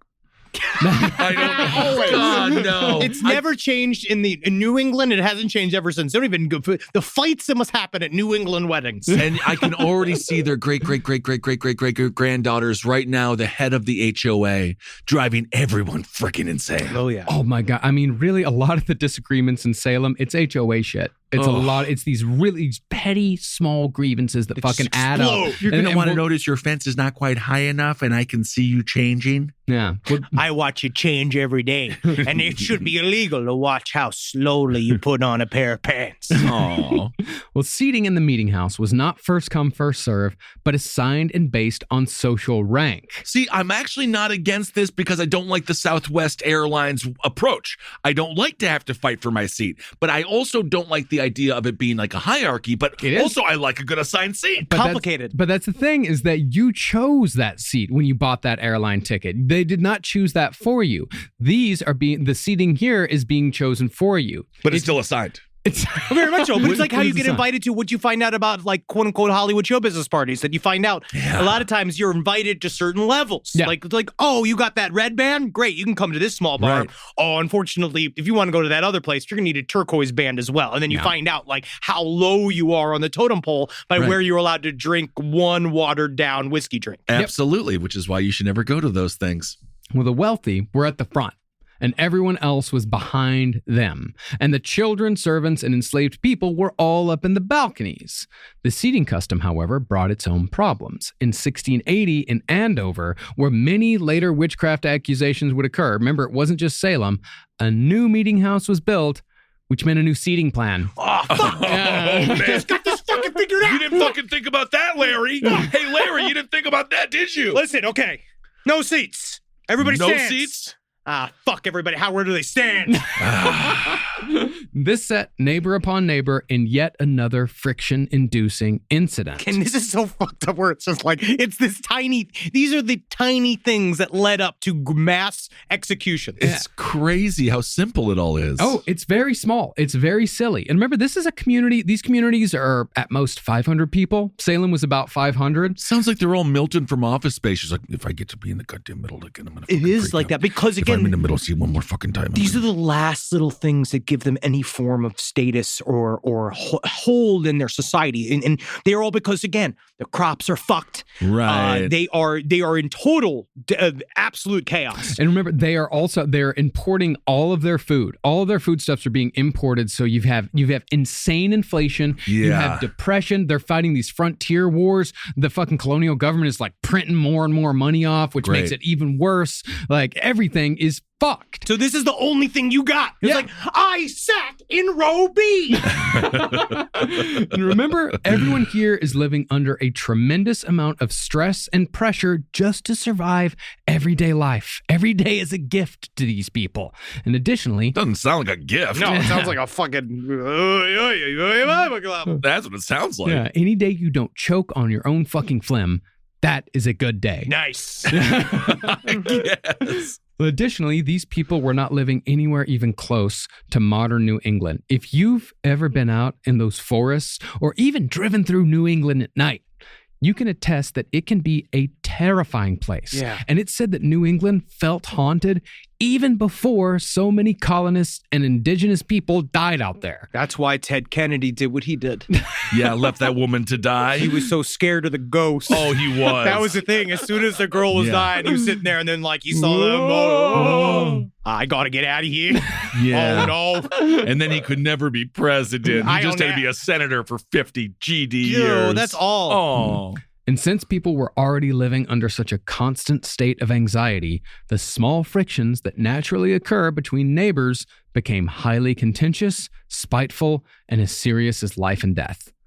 This was all made worse, of course, by the fact that the Puritans of Salem couldn't hold on to a minister willing to put up with their shit to save their lives. Because, as I said, many of them, if not most of them, were pains in the ass. Do you remember what it would be like to be a mod in a Facebook group in the early 2000s, mid-2000s? Like, it's that. You're just looking at a bunch of people all ready to, at everybody's throats about the dumbest shit possible while everything is falling apart. It also is further evidence that the minister indeed is a human position, and you can just see these ministers like, y'all are fucking nuts, huh? So I'm just going to go. I'm going to take my God and go, I'm going to go. Because also what's weird too is that because they were anti the idea that they were like gatekeepers to God. They were very anti that. So it's kind of funny how these pastors in their world were still important, even though, like, you know, they weren't the God's X-Men like priests were in the Catholic Church. But they're meant to be community leaders. Yeah. Like, these guys are there to soothe tensions. That's what they're supposed to do. Right.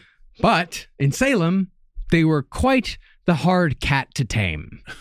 In 1684, it's hard to I don't tame know a why- cat. Yeah, I know it's hard to tame a It's cat. exceptionally hard. Feral cat. I'd You get say a feral cat. It's gonna be. I don't know why the fuck I said that, but a feral cat is very difficult to tame. It was a hard horse to make dance.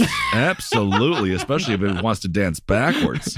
Well, in 1684, Salem hired a minister named Deodat Lawson, who, in his attempt to unify the village, only made enemies. Faction formed both in support and in defiance of Reverend Lawson, which introduced new divisions into a community that already had too many to keep track of. How am I doing? How am I doing? Everyone, how am I doing? Listen, I'm sorry I put in benches instead of individual chairs, and you all have to share the benches, and you're not sure where your butt, where the territory. Actually, Mary gained 15 pounds. Yeah. And she's That's in my... rude, by the way. No, she's in my pregnant. seed. That's rude. She's coming into my seed. Mary's sitting for two Can now. you move her? Mary, will you get up and allow Samantha? She's in my seed. Lawson, though, he left after his wife and child died in Salem. Jesus. hard. Life is hard, And everything sucks. All right. He had been the third minister to serve in Salem Village in 16 years. This was a time and place. A minister's average time of service in a town, 22 years. Wow. And they've gone through 3 in 16. Yeah, so they just get all the guys that have reached the end of their career. They just get all of whoever wants the shitty assignment. Well, it's whoever is kind of new and doesn't really give a shit, and that's how they got minister number 4, a lantern-jawed pain in the ass who fit right in, named Samuel Paris. Ooh, I've heard this name before. Yeah, fuck this fucking guy. I hate this guy. He's the worst. Also, he's a failed businessman. Like, he's pastor is like the third thing he's done in life. Okay. Rise from your grave. A roast as dark as the night, perfect for fueling the cryptid research and mad ravings required for your podcasting. Don't mind the red eyes. He's just trying to warn you of the bridge. The bridge. Finally, from the caffeine-addled brains of Spring Hill Jack Coffee and Last Podcast on the Left, we bring you Mothman's Red Eye Blend. Yes, delicious Panama beans. Go to lastpodcastmerch.com to order yours today. Back to school season. You've got the new backpack, the folders, the 17 highlighter colors, but there's one essential that never makes the shopping list. Their pillow. And we all know better school days start with better sleep, so we've got big news. Coop Sleep Goods is running their back-to-school sale. Save 20% on the entire collection. Spend $150 or more and get a free gift. The sale starts July 28th and ends August 25th. From cooling pillows to mattress toppers that transform thin dorm room mattresses. I mean, the only thing left to blame for a bad night's sleep is their insomniac roommate. Coop's pillows are adjustable, built to fit how your kid sleeps, whether that's a twin XL dorm bed or their room at home. Spend $150 or more and get a free Ultra Tech pillow protector. Head to coopsleepgoods.com/comedy. That's COOP sleepgoods.com/comedy. 20% off plus a free pillow protector with $150 or more. Hey, listeners. Marcus, Ed, and Henry here with a little bit of an announcement. You loving all the episodes of Last Podcast on the Left lately? Well, listen, now you can get even more from us. Squeeze it out of us. If you want to hear new episodes ad-free and unlock access to Last Podcast on the Left 7 days early, subscribe to SiriusXM Podcast Plus on Apple Podcasts or visit SiriusXM.com/Podcast Plus to start your free trial today. Do it. Now, Paris came in hard, immediately demanding a higher salary than the last guy, Deodat Lawson, so he could, quote-unquote, help the community prosper. Oh, that only makes sense to give him more money then. This all is about you, and it's certainly not about me. So we're going to give you more money to help us. The whole thing is when you give me money. Yeah?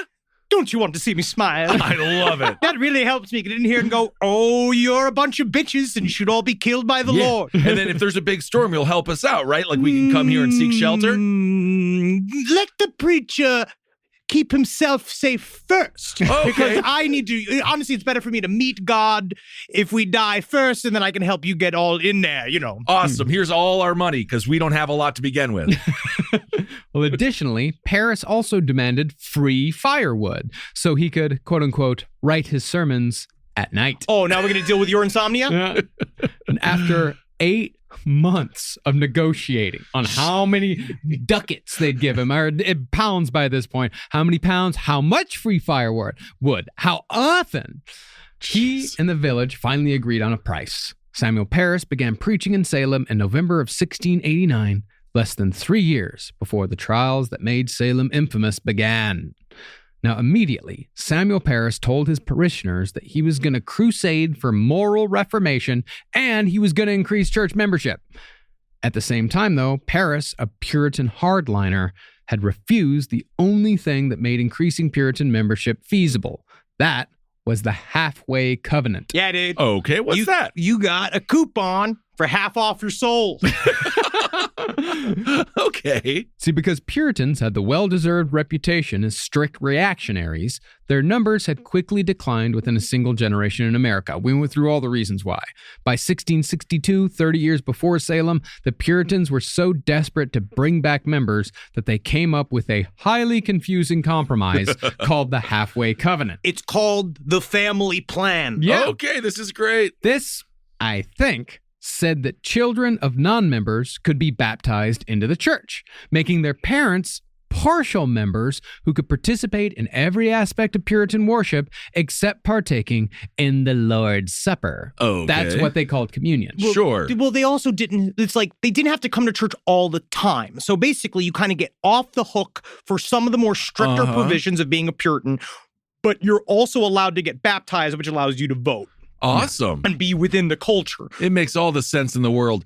Definitely an all-knowing, all-powerful God would come up with this. I mean, they always come up with really minute, specific jurisprudence. Like, that's how you know it's genuinely from the Lord. Absolutely not at all a human creation. No. Well, appropriately, of the 5 Puritan ministers accused of witchcraft during the Salem Witch Trials, 5 ministers, all 5 had accepted the halfway covenant, while Samuel Parris, arguably the driving spiritual force of the trials, was a staunch opponent. It's like he helped make it all happen, but then kind of got away without it fucking with him at all. Weird.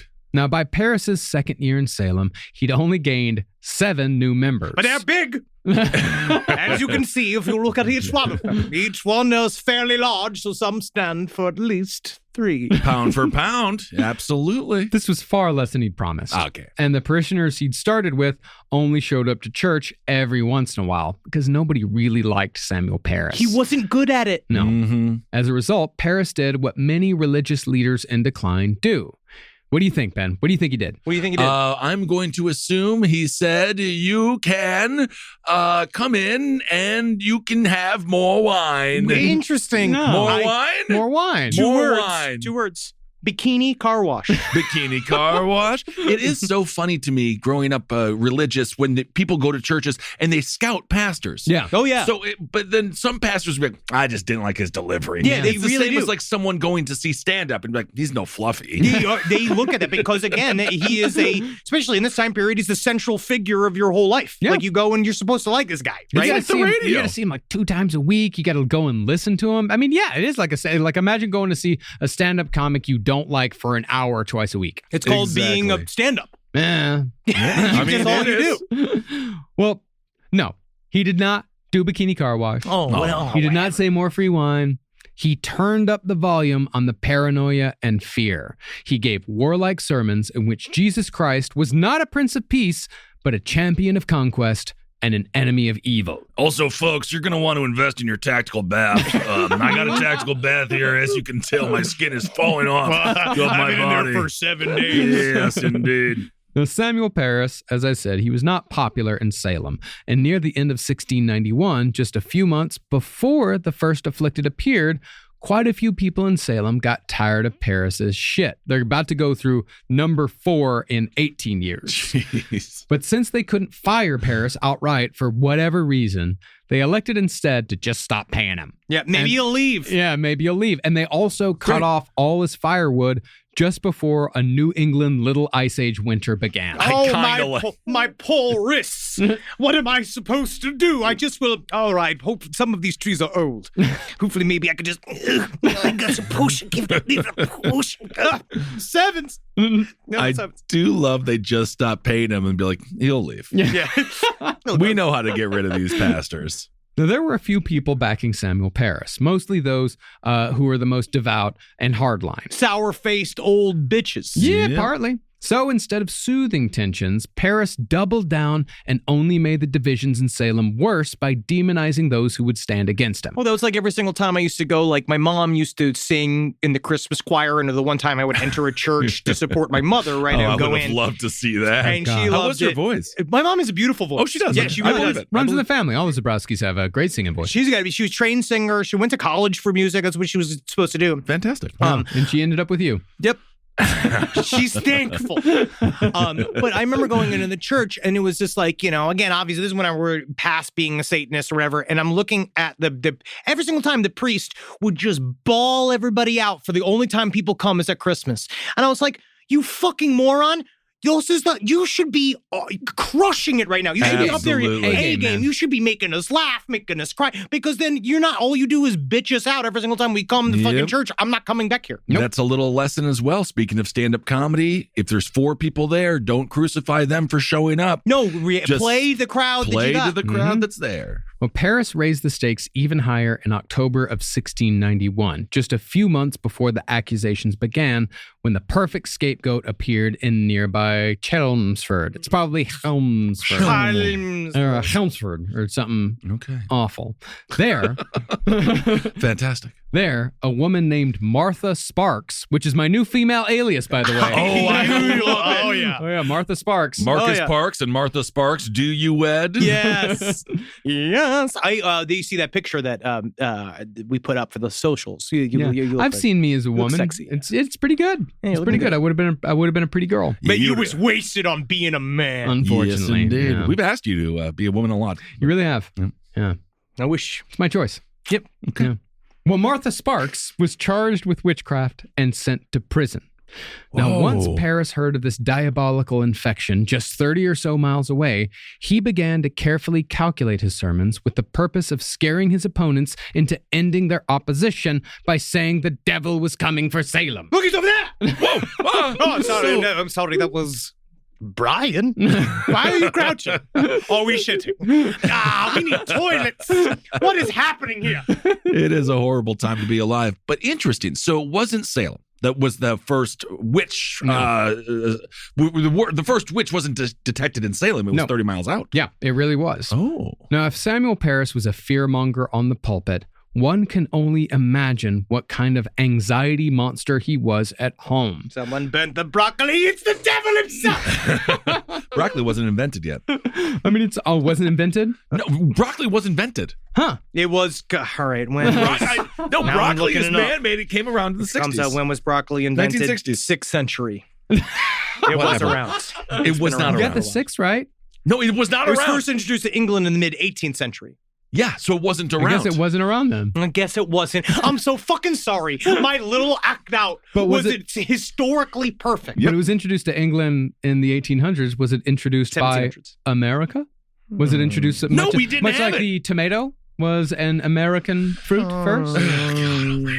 Okay, let's just move on. The tomato? I'm going to end this whole show. They didn't have anything. Well, it's almost certain that Samuel Paris believed his own bullshit. Therefore, the Paris household was one of stress. Stress about Paris's salary, stress about their dwindling supply of firewood in the face of winter, and the stress of believing that the patriarch was preparing himself to have a personal battle with the devil. Oh my gosh. Most likely, this was all Samuel Paris talked about at home. So it is certainly not a coincidence that the first to be afflicted by witchcraft in Salem was Samuel Paris's daughter and niece. Because one thing we'll talk about in this society is that, again, children especially were to be seen and not heard. They were a part of the workforce. They were barely people.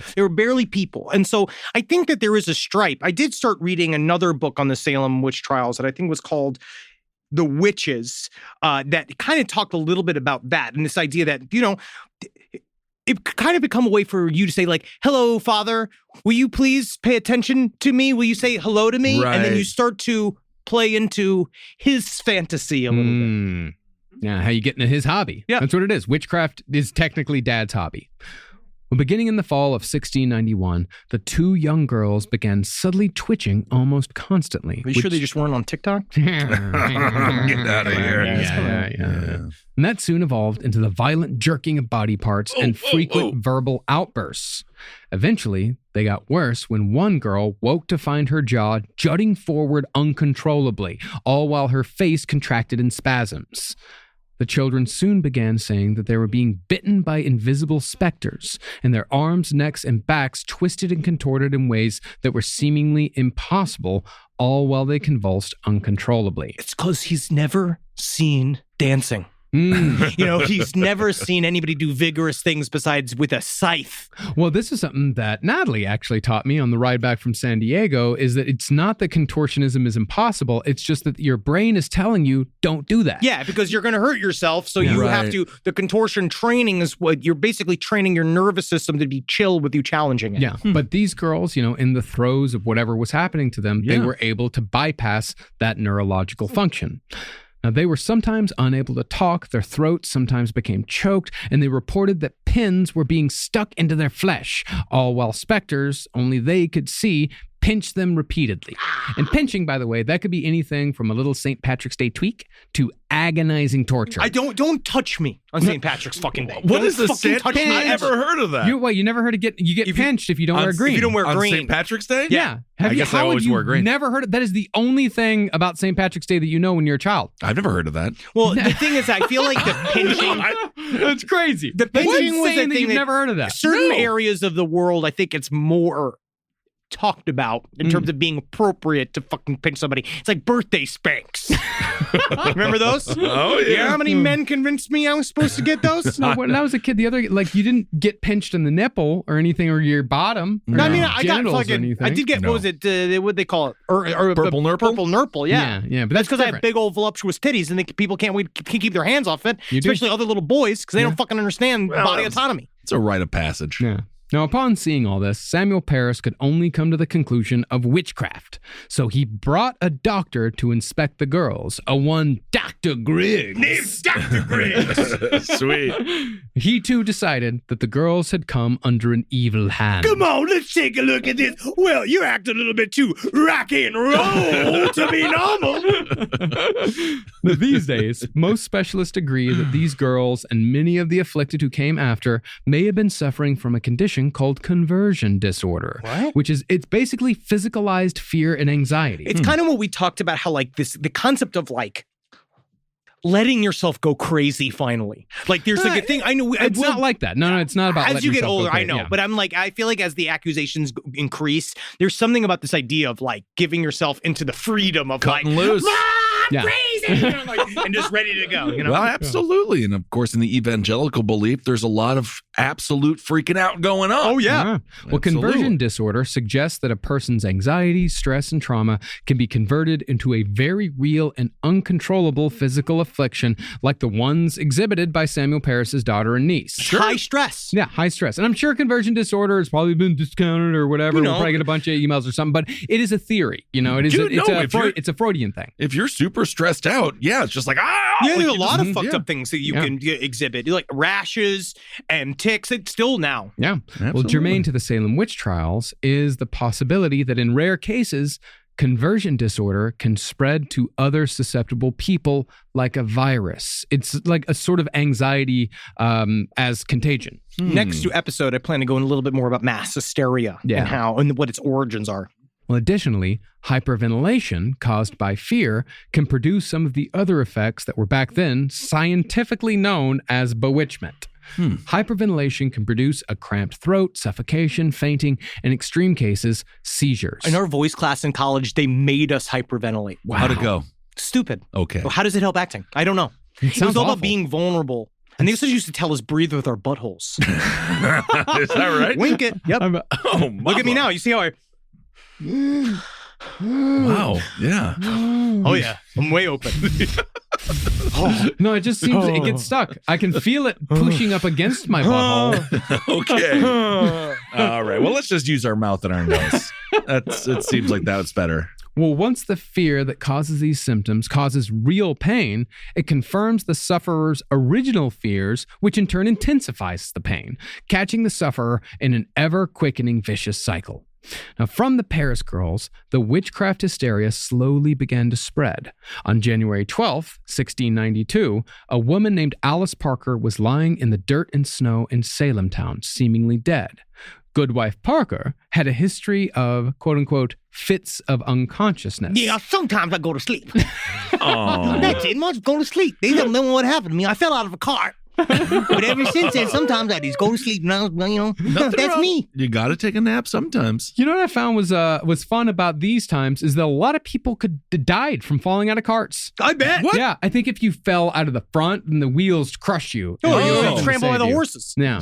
You want to sit in there. You Yeah. wanna sit down. You It's still, sit and it's down. not comfortable. Well, Grab something. Well, back then, I mean, we know this woman was suffering from epilepsy, and back then epilepsy was seen as a sign of the devil. And the men who were called to help this poor woman were scared to touch her because they might get some of the devil on them. You're not going to get the devil on you. Yeah. Finally, though, the men mustered up enough courage to carry her home and put her in bed. But as they tucked her in, she very suddenly sat up and began laughing uncontrollably. Yeah. She's a deadite. Yeah, she's a deadite. Yeah, they're all like, ah! So cool. And the villagers, they weren't far off from that conclusion.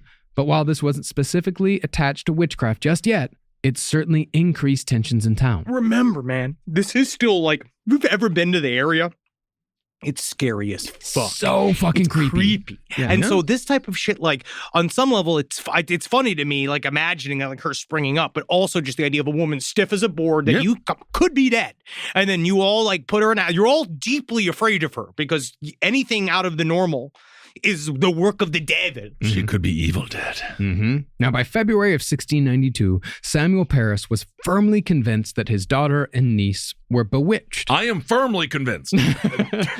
But because God waits for no man, Samuel and his wife traveled to a neighboring village one day to attend a religious sermon in another town. Okay, you're twisting and shoving and yelling and cussing. Okay, well, I have a gig. I have to get to, yes, so all of this, let's put a pin in that, and I will be back, okay? You keep seizuring until I get back, okay? Because I still want to make sure the devil's inside of you when you're back, because that gives me something to do. Fascinating. Well, while they were gone, the two afflicted girls spoke with a neighbor named Mary Sibley, and Mary Sibley told them that if they really wanted to figure out if they were being plagued by a witch, they needed to practice a little magic of their own. They needed to bake a witch cake. Now they all became witches. What's a witch cake? Ooh, you'll love this. A witch cake was a loaf of rye bread mixed with the urine of the afflicted and baked into hot ashes. Yeah, you got to get the girls to piss in the bread. Yeah.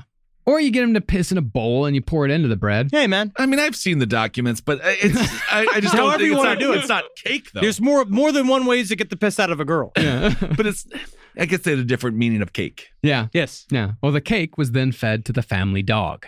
What? And when, Yep. and when the They had dog... the BB bread. But then I actually don't know what the dog does to then find the witch. Well, what the dog does, when the dog eats the loaf, it's supposed to hurt the witch because you're being eaten, because the witch might then reveal itself because it's just getting going, hurt. It's just going to hurt. It's going to hurt the dog. Well, basically, if the witch sent evil to torture these girls, then part of that witch would be in the evil that afflicted them, which was inside their bodies. But if you removed a part of their bodies, in this case, urine, you could bake it into a cake and feed it to the dog to torment the tormentor and thereby identify them. It doesn't have to make sense. Okay. Only just because it doesn't. Yeah, because Right. it also didn't really work It that doesn't way. do anything. Yeah, well, it didn't really even work the way it was supposed to in Salem, even though it did work. I mean, blood would be more of the body. Yeah, but Pee-pee's then different. you got to hurt them. If you just pee-pee, you're going to be pee-peeing like multiple times a day. Yeah, everybody Sure. pee-pees like 15, 20 times a day. I read don't have the book, diabetes. yeah. Of course. Now, up till this point, witchcraft was a very abstract thing to these first two affected girls. But in the baking of the witch cake, magic became very real and physicalized, which only made things worse. Because now we're all in this game together. Yeah. Well, you just know for a fact there was some chubby boy who went to eat the cake, and then they're looking at him like, buddy, you don't want to eat that cake. And he's like, wrong? I love this cake. I'm actually really nice. This is a really good cake. It's nice. Once the Parris family dog ate the cake, the two afflicted girls cried out that their tormentor was within their own household. Whoa! According to them, the person behind the torture was one of the two people enslaved by Samuel Parris. Forgot to mention he's also a slave owner. Oh, yes. Oh, you forgot to mention that. Yes. But I that's see. totally legal, so it's cool. Yeah. Oh, okay. Her name was Tituba, and she had been singled out as the witch, most likely because she had been the one to bake the witch cake, making her the closest thing to a witch at hand. Even though you asked her to do it. Yeah, that's ridiculous. And Yeah, Tituba told her to do it. obviously is the one you'd call of what we said at the very top, the quote-unquote usual suspects, because she is the help. Yeah. She is the person that comes. And so immediately they're the first people suspected of witchcraft. It ain't right. Now, while we don't know much about Tituba's origins, she was most likely born in either the Caribbean or Florida and was brought to New England by Samuel Parris from Barbados. However, Tituba was not of African origin, despite how she's often portrayed in movies and films and stage. Rather, Tituba was... I think Tituba. Tituba. Because Tituba sounds Tituba, like... yeah, Tituba. I'm remembering why I'm saying Tituba is because that's how me and my buddy Wes used to say it in high school when we studied the Crucible. Yes. And we would just drive around in my said truck the word over and and just over like again. scream Tituba Yes. at each other. Oh, Tituba! Yeah, because We used to have a lot of fun with that. Yeah, because it's fun. It's a childish way to have fun. Really. You say Right. the word tit in there. Yeah, because that's why it's funny. Because it also sounds like a tit tuba. Oh, yeah. Which is a tuba Made out of tits. Yeah. Right. Oh, no, I'm following Yeah, you, friend. or a gigantic tit that you blow on and it makes a tuba sound. That's what I saw. Absolutely. There's a whole series of different ways to say it. Yep. Tight tuba. Yeah. All right. Well, Tituba was one of the Kalina people of South America, which were one of the many indigenous tribes who have been enslaved by Europeans since 1492. Now, just the single fact that the Parris family had been the first afflicted was highly embarrassing for the Reverend. But Tituba's involvement as the witch herself was doubly mortifying for Salem's so-called spiritual leader. Oh, and my employees. Everything's falling apart. Yeah. I mean, I hope she has her revenge. However, she doesn't. However, neighbor Mary Sibley had given Parris a gift in the form of the witch cake. Now, he could blame the arrival of Satan on magic instead of the actions of his daughter and niece.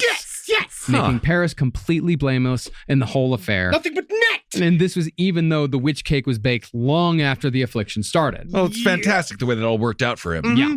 What's interesting about the first afflicted, though, is the fact that both Parris's niece and his daughter disappeared from the proceedings fairly early on. They were not the main accusers at all.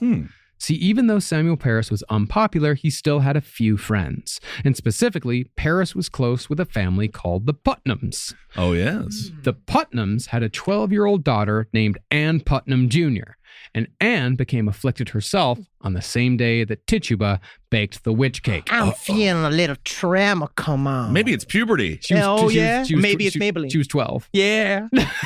Yeah, maybe it's time for me to be a little bit of a witch.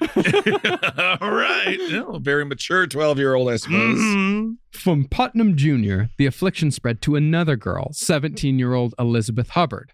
Hubbard worked as a maid for Dr. Griggs. Yeah, Dr. Griggs. Whoa. Yeah, you make sure that amp is turned to 11. Sweet.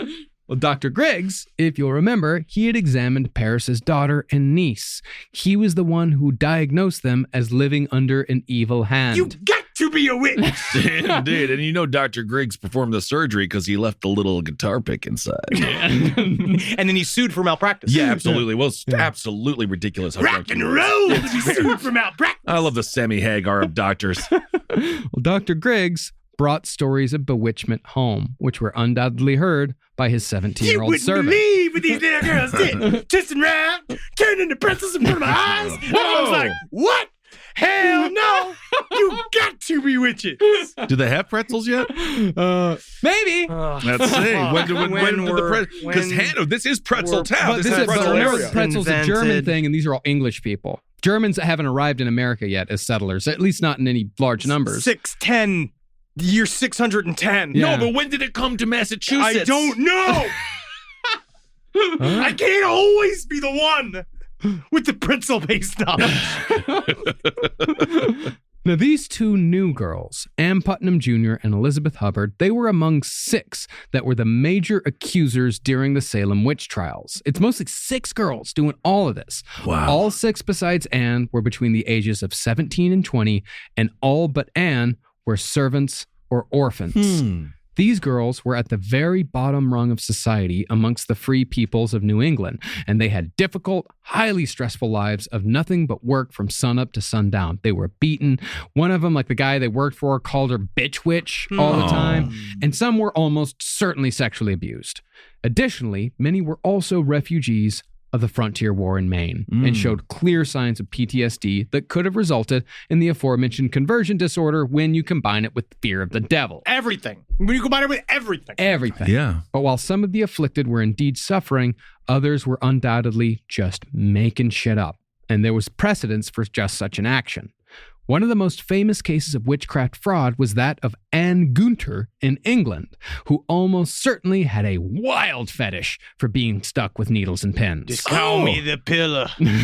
Oh my goodness, Gunter. During her time of accusation, Gunter vomited pins, expelled them from her nose when she sneezed, and sometimes she actually pissed pins out of her urethra. How? Pins. It's cool, man. That's nowadays. That's like a fun like burlesque. I mean, act. yes. If Letterman was still around, she'd be like stupid human tricks. Yeah. Look what she can do with her urethra. Yeah.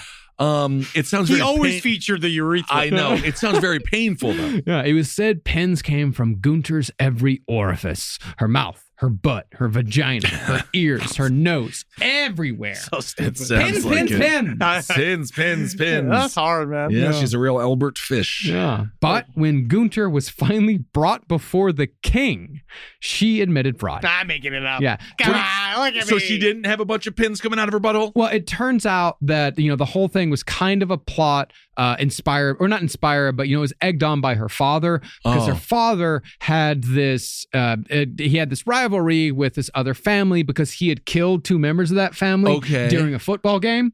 And yeah, he got this dagger and he like punched him in the head with the butt of the dagger a whole bunch of times. Sports have always been hard. Well, that's not really part of the sport, though. I assume you mean football. Yeah, football. Yeah, American soccer. Yeah.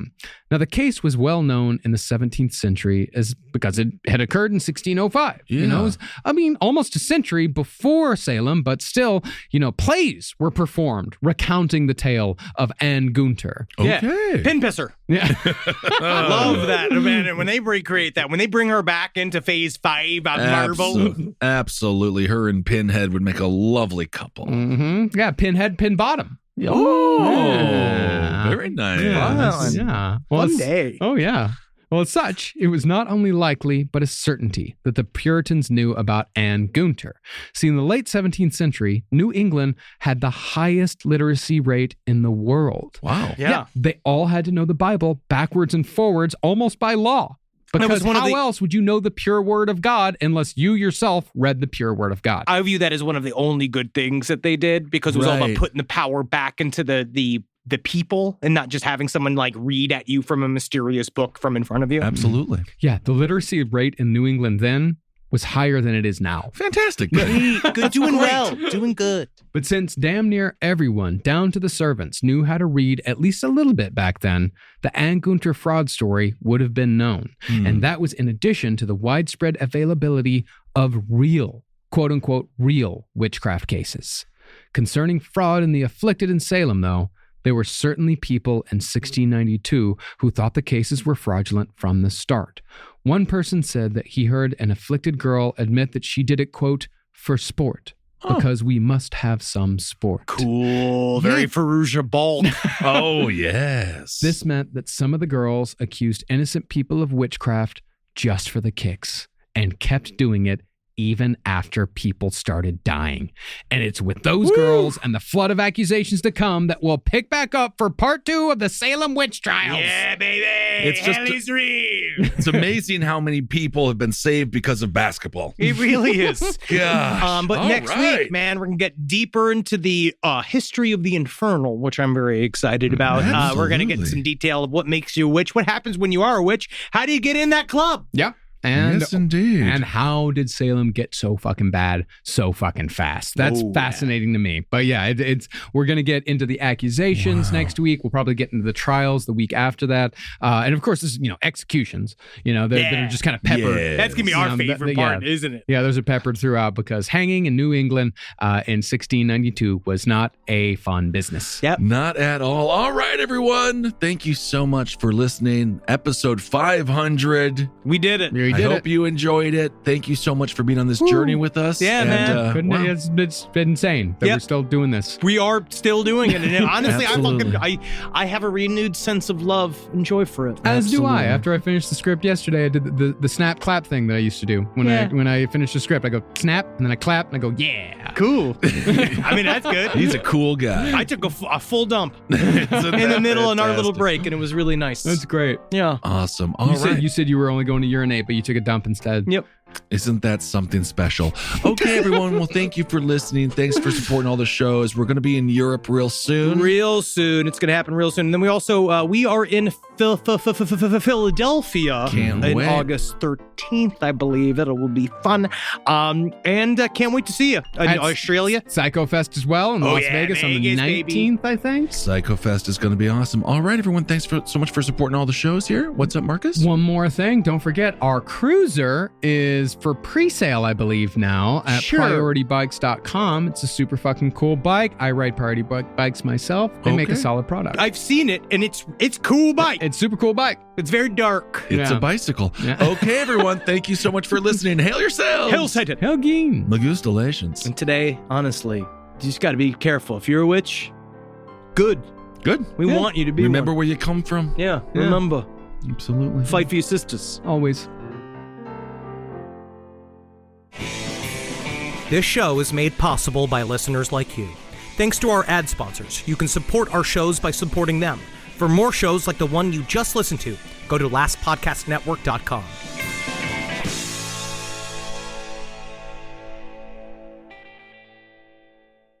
Back to school season. You've got the new backpack, the folders, the 17 highlighter colors, but there's one essential that never makes the shopping list. Their pillow.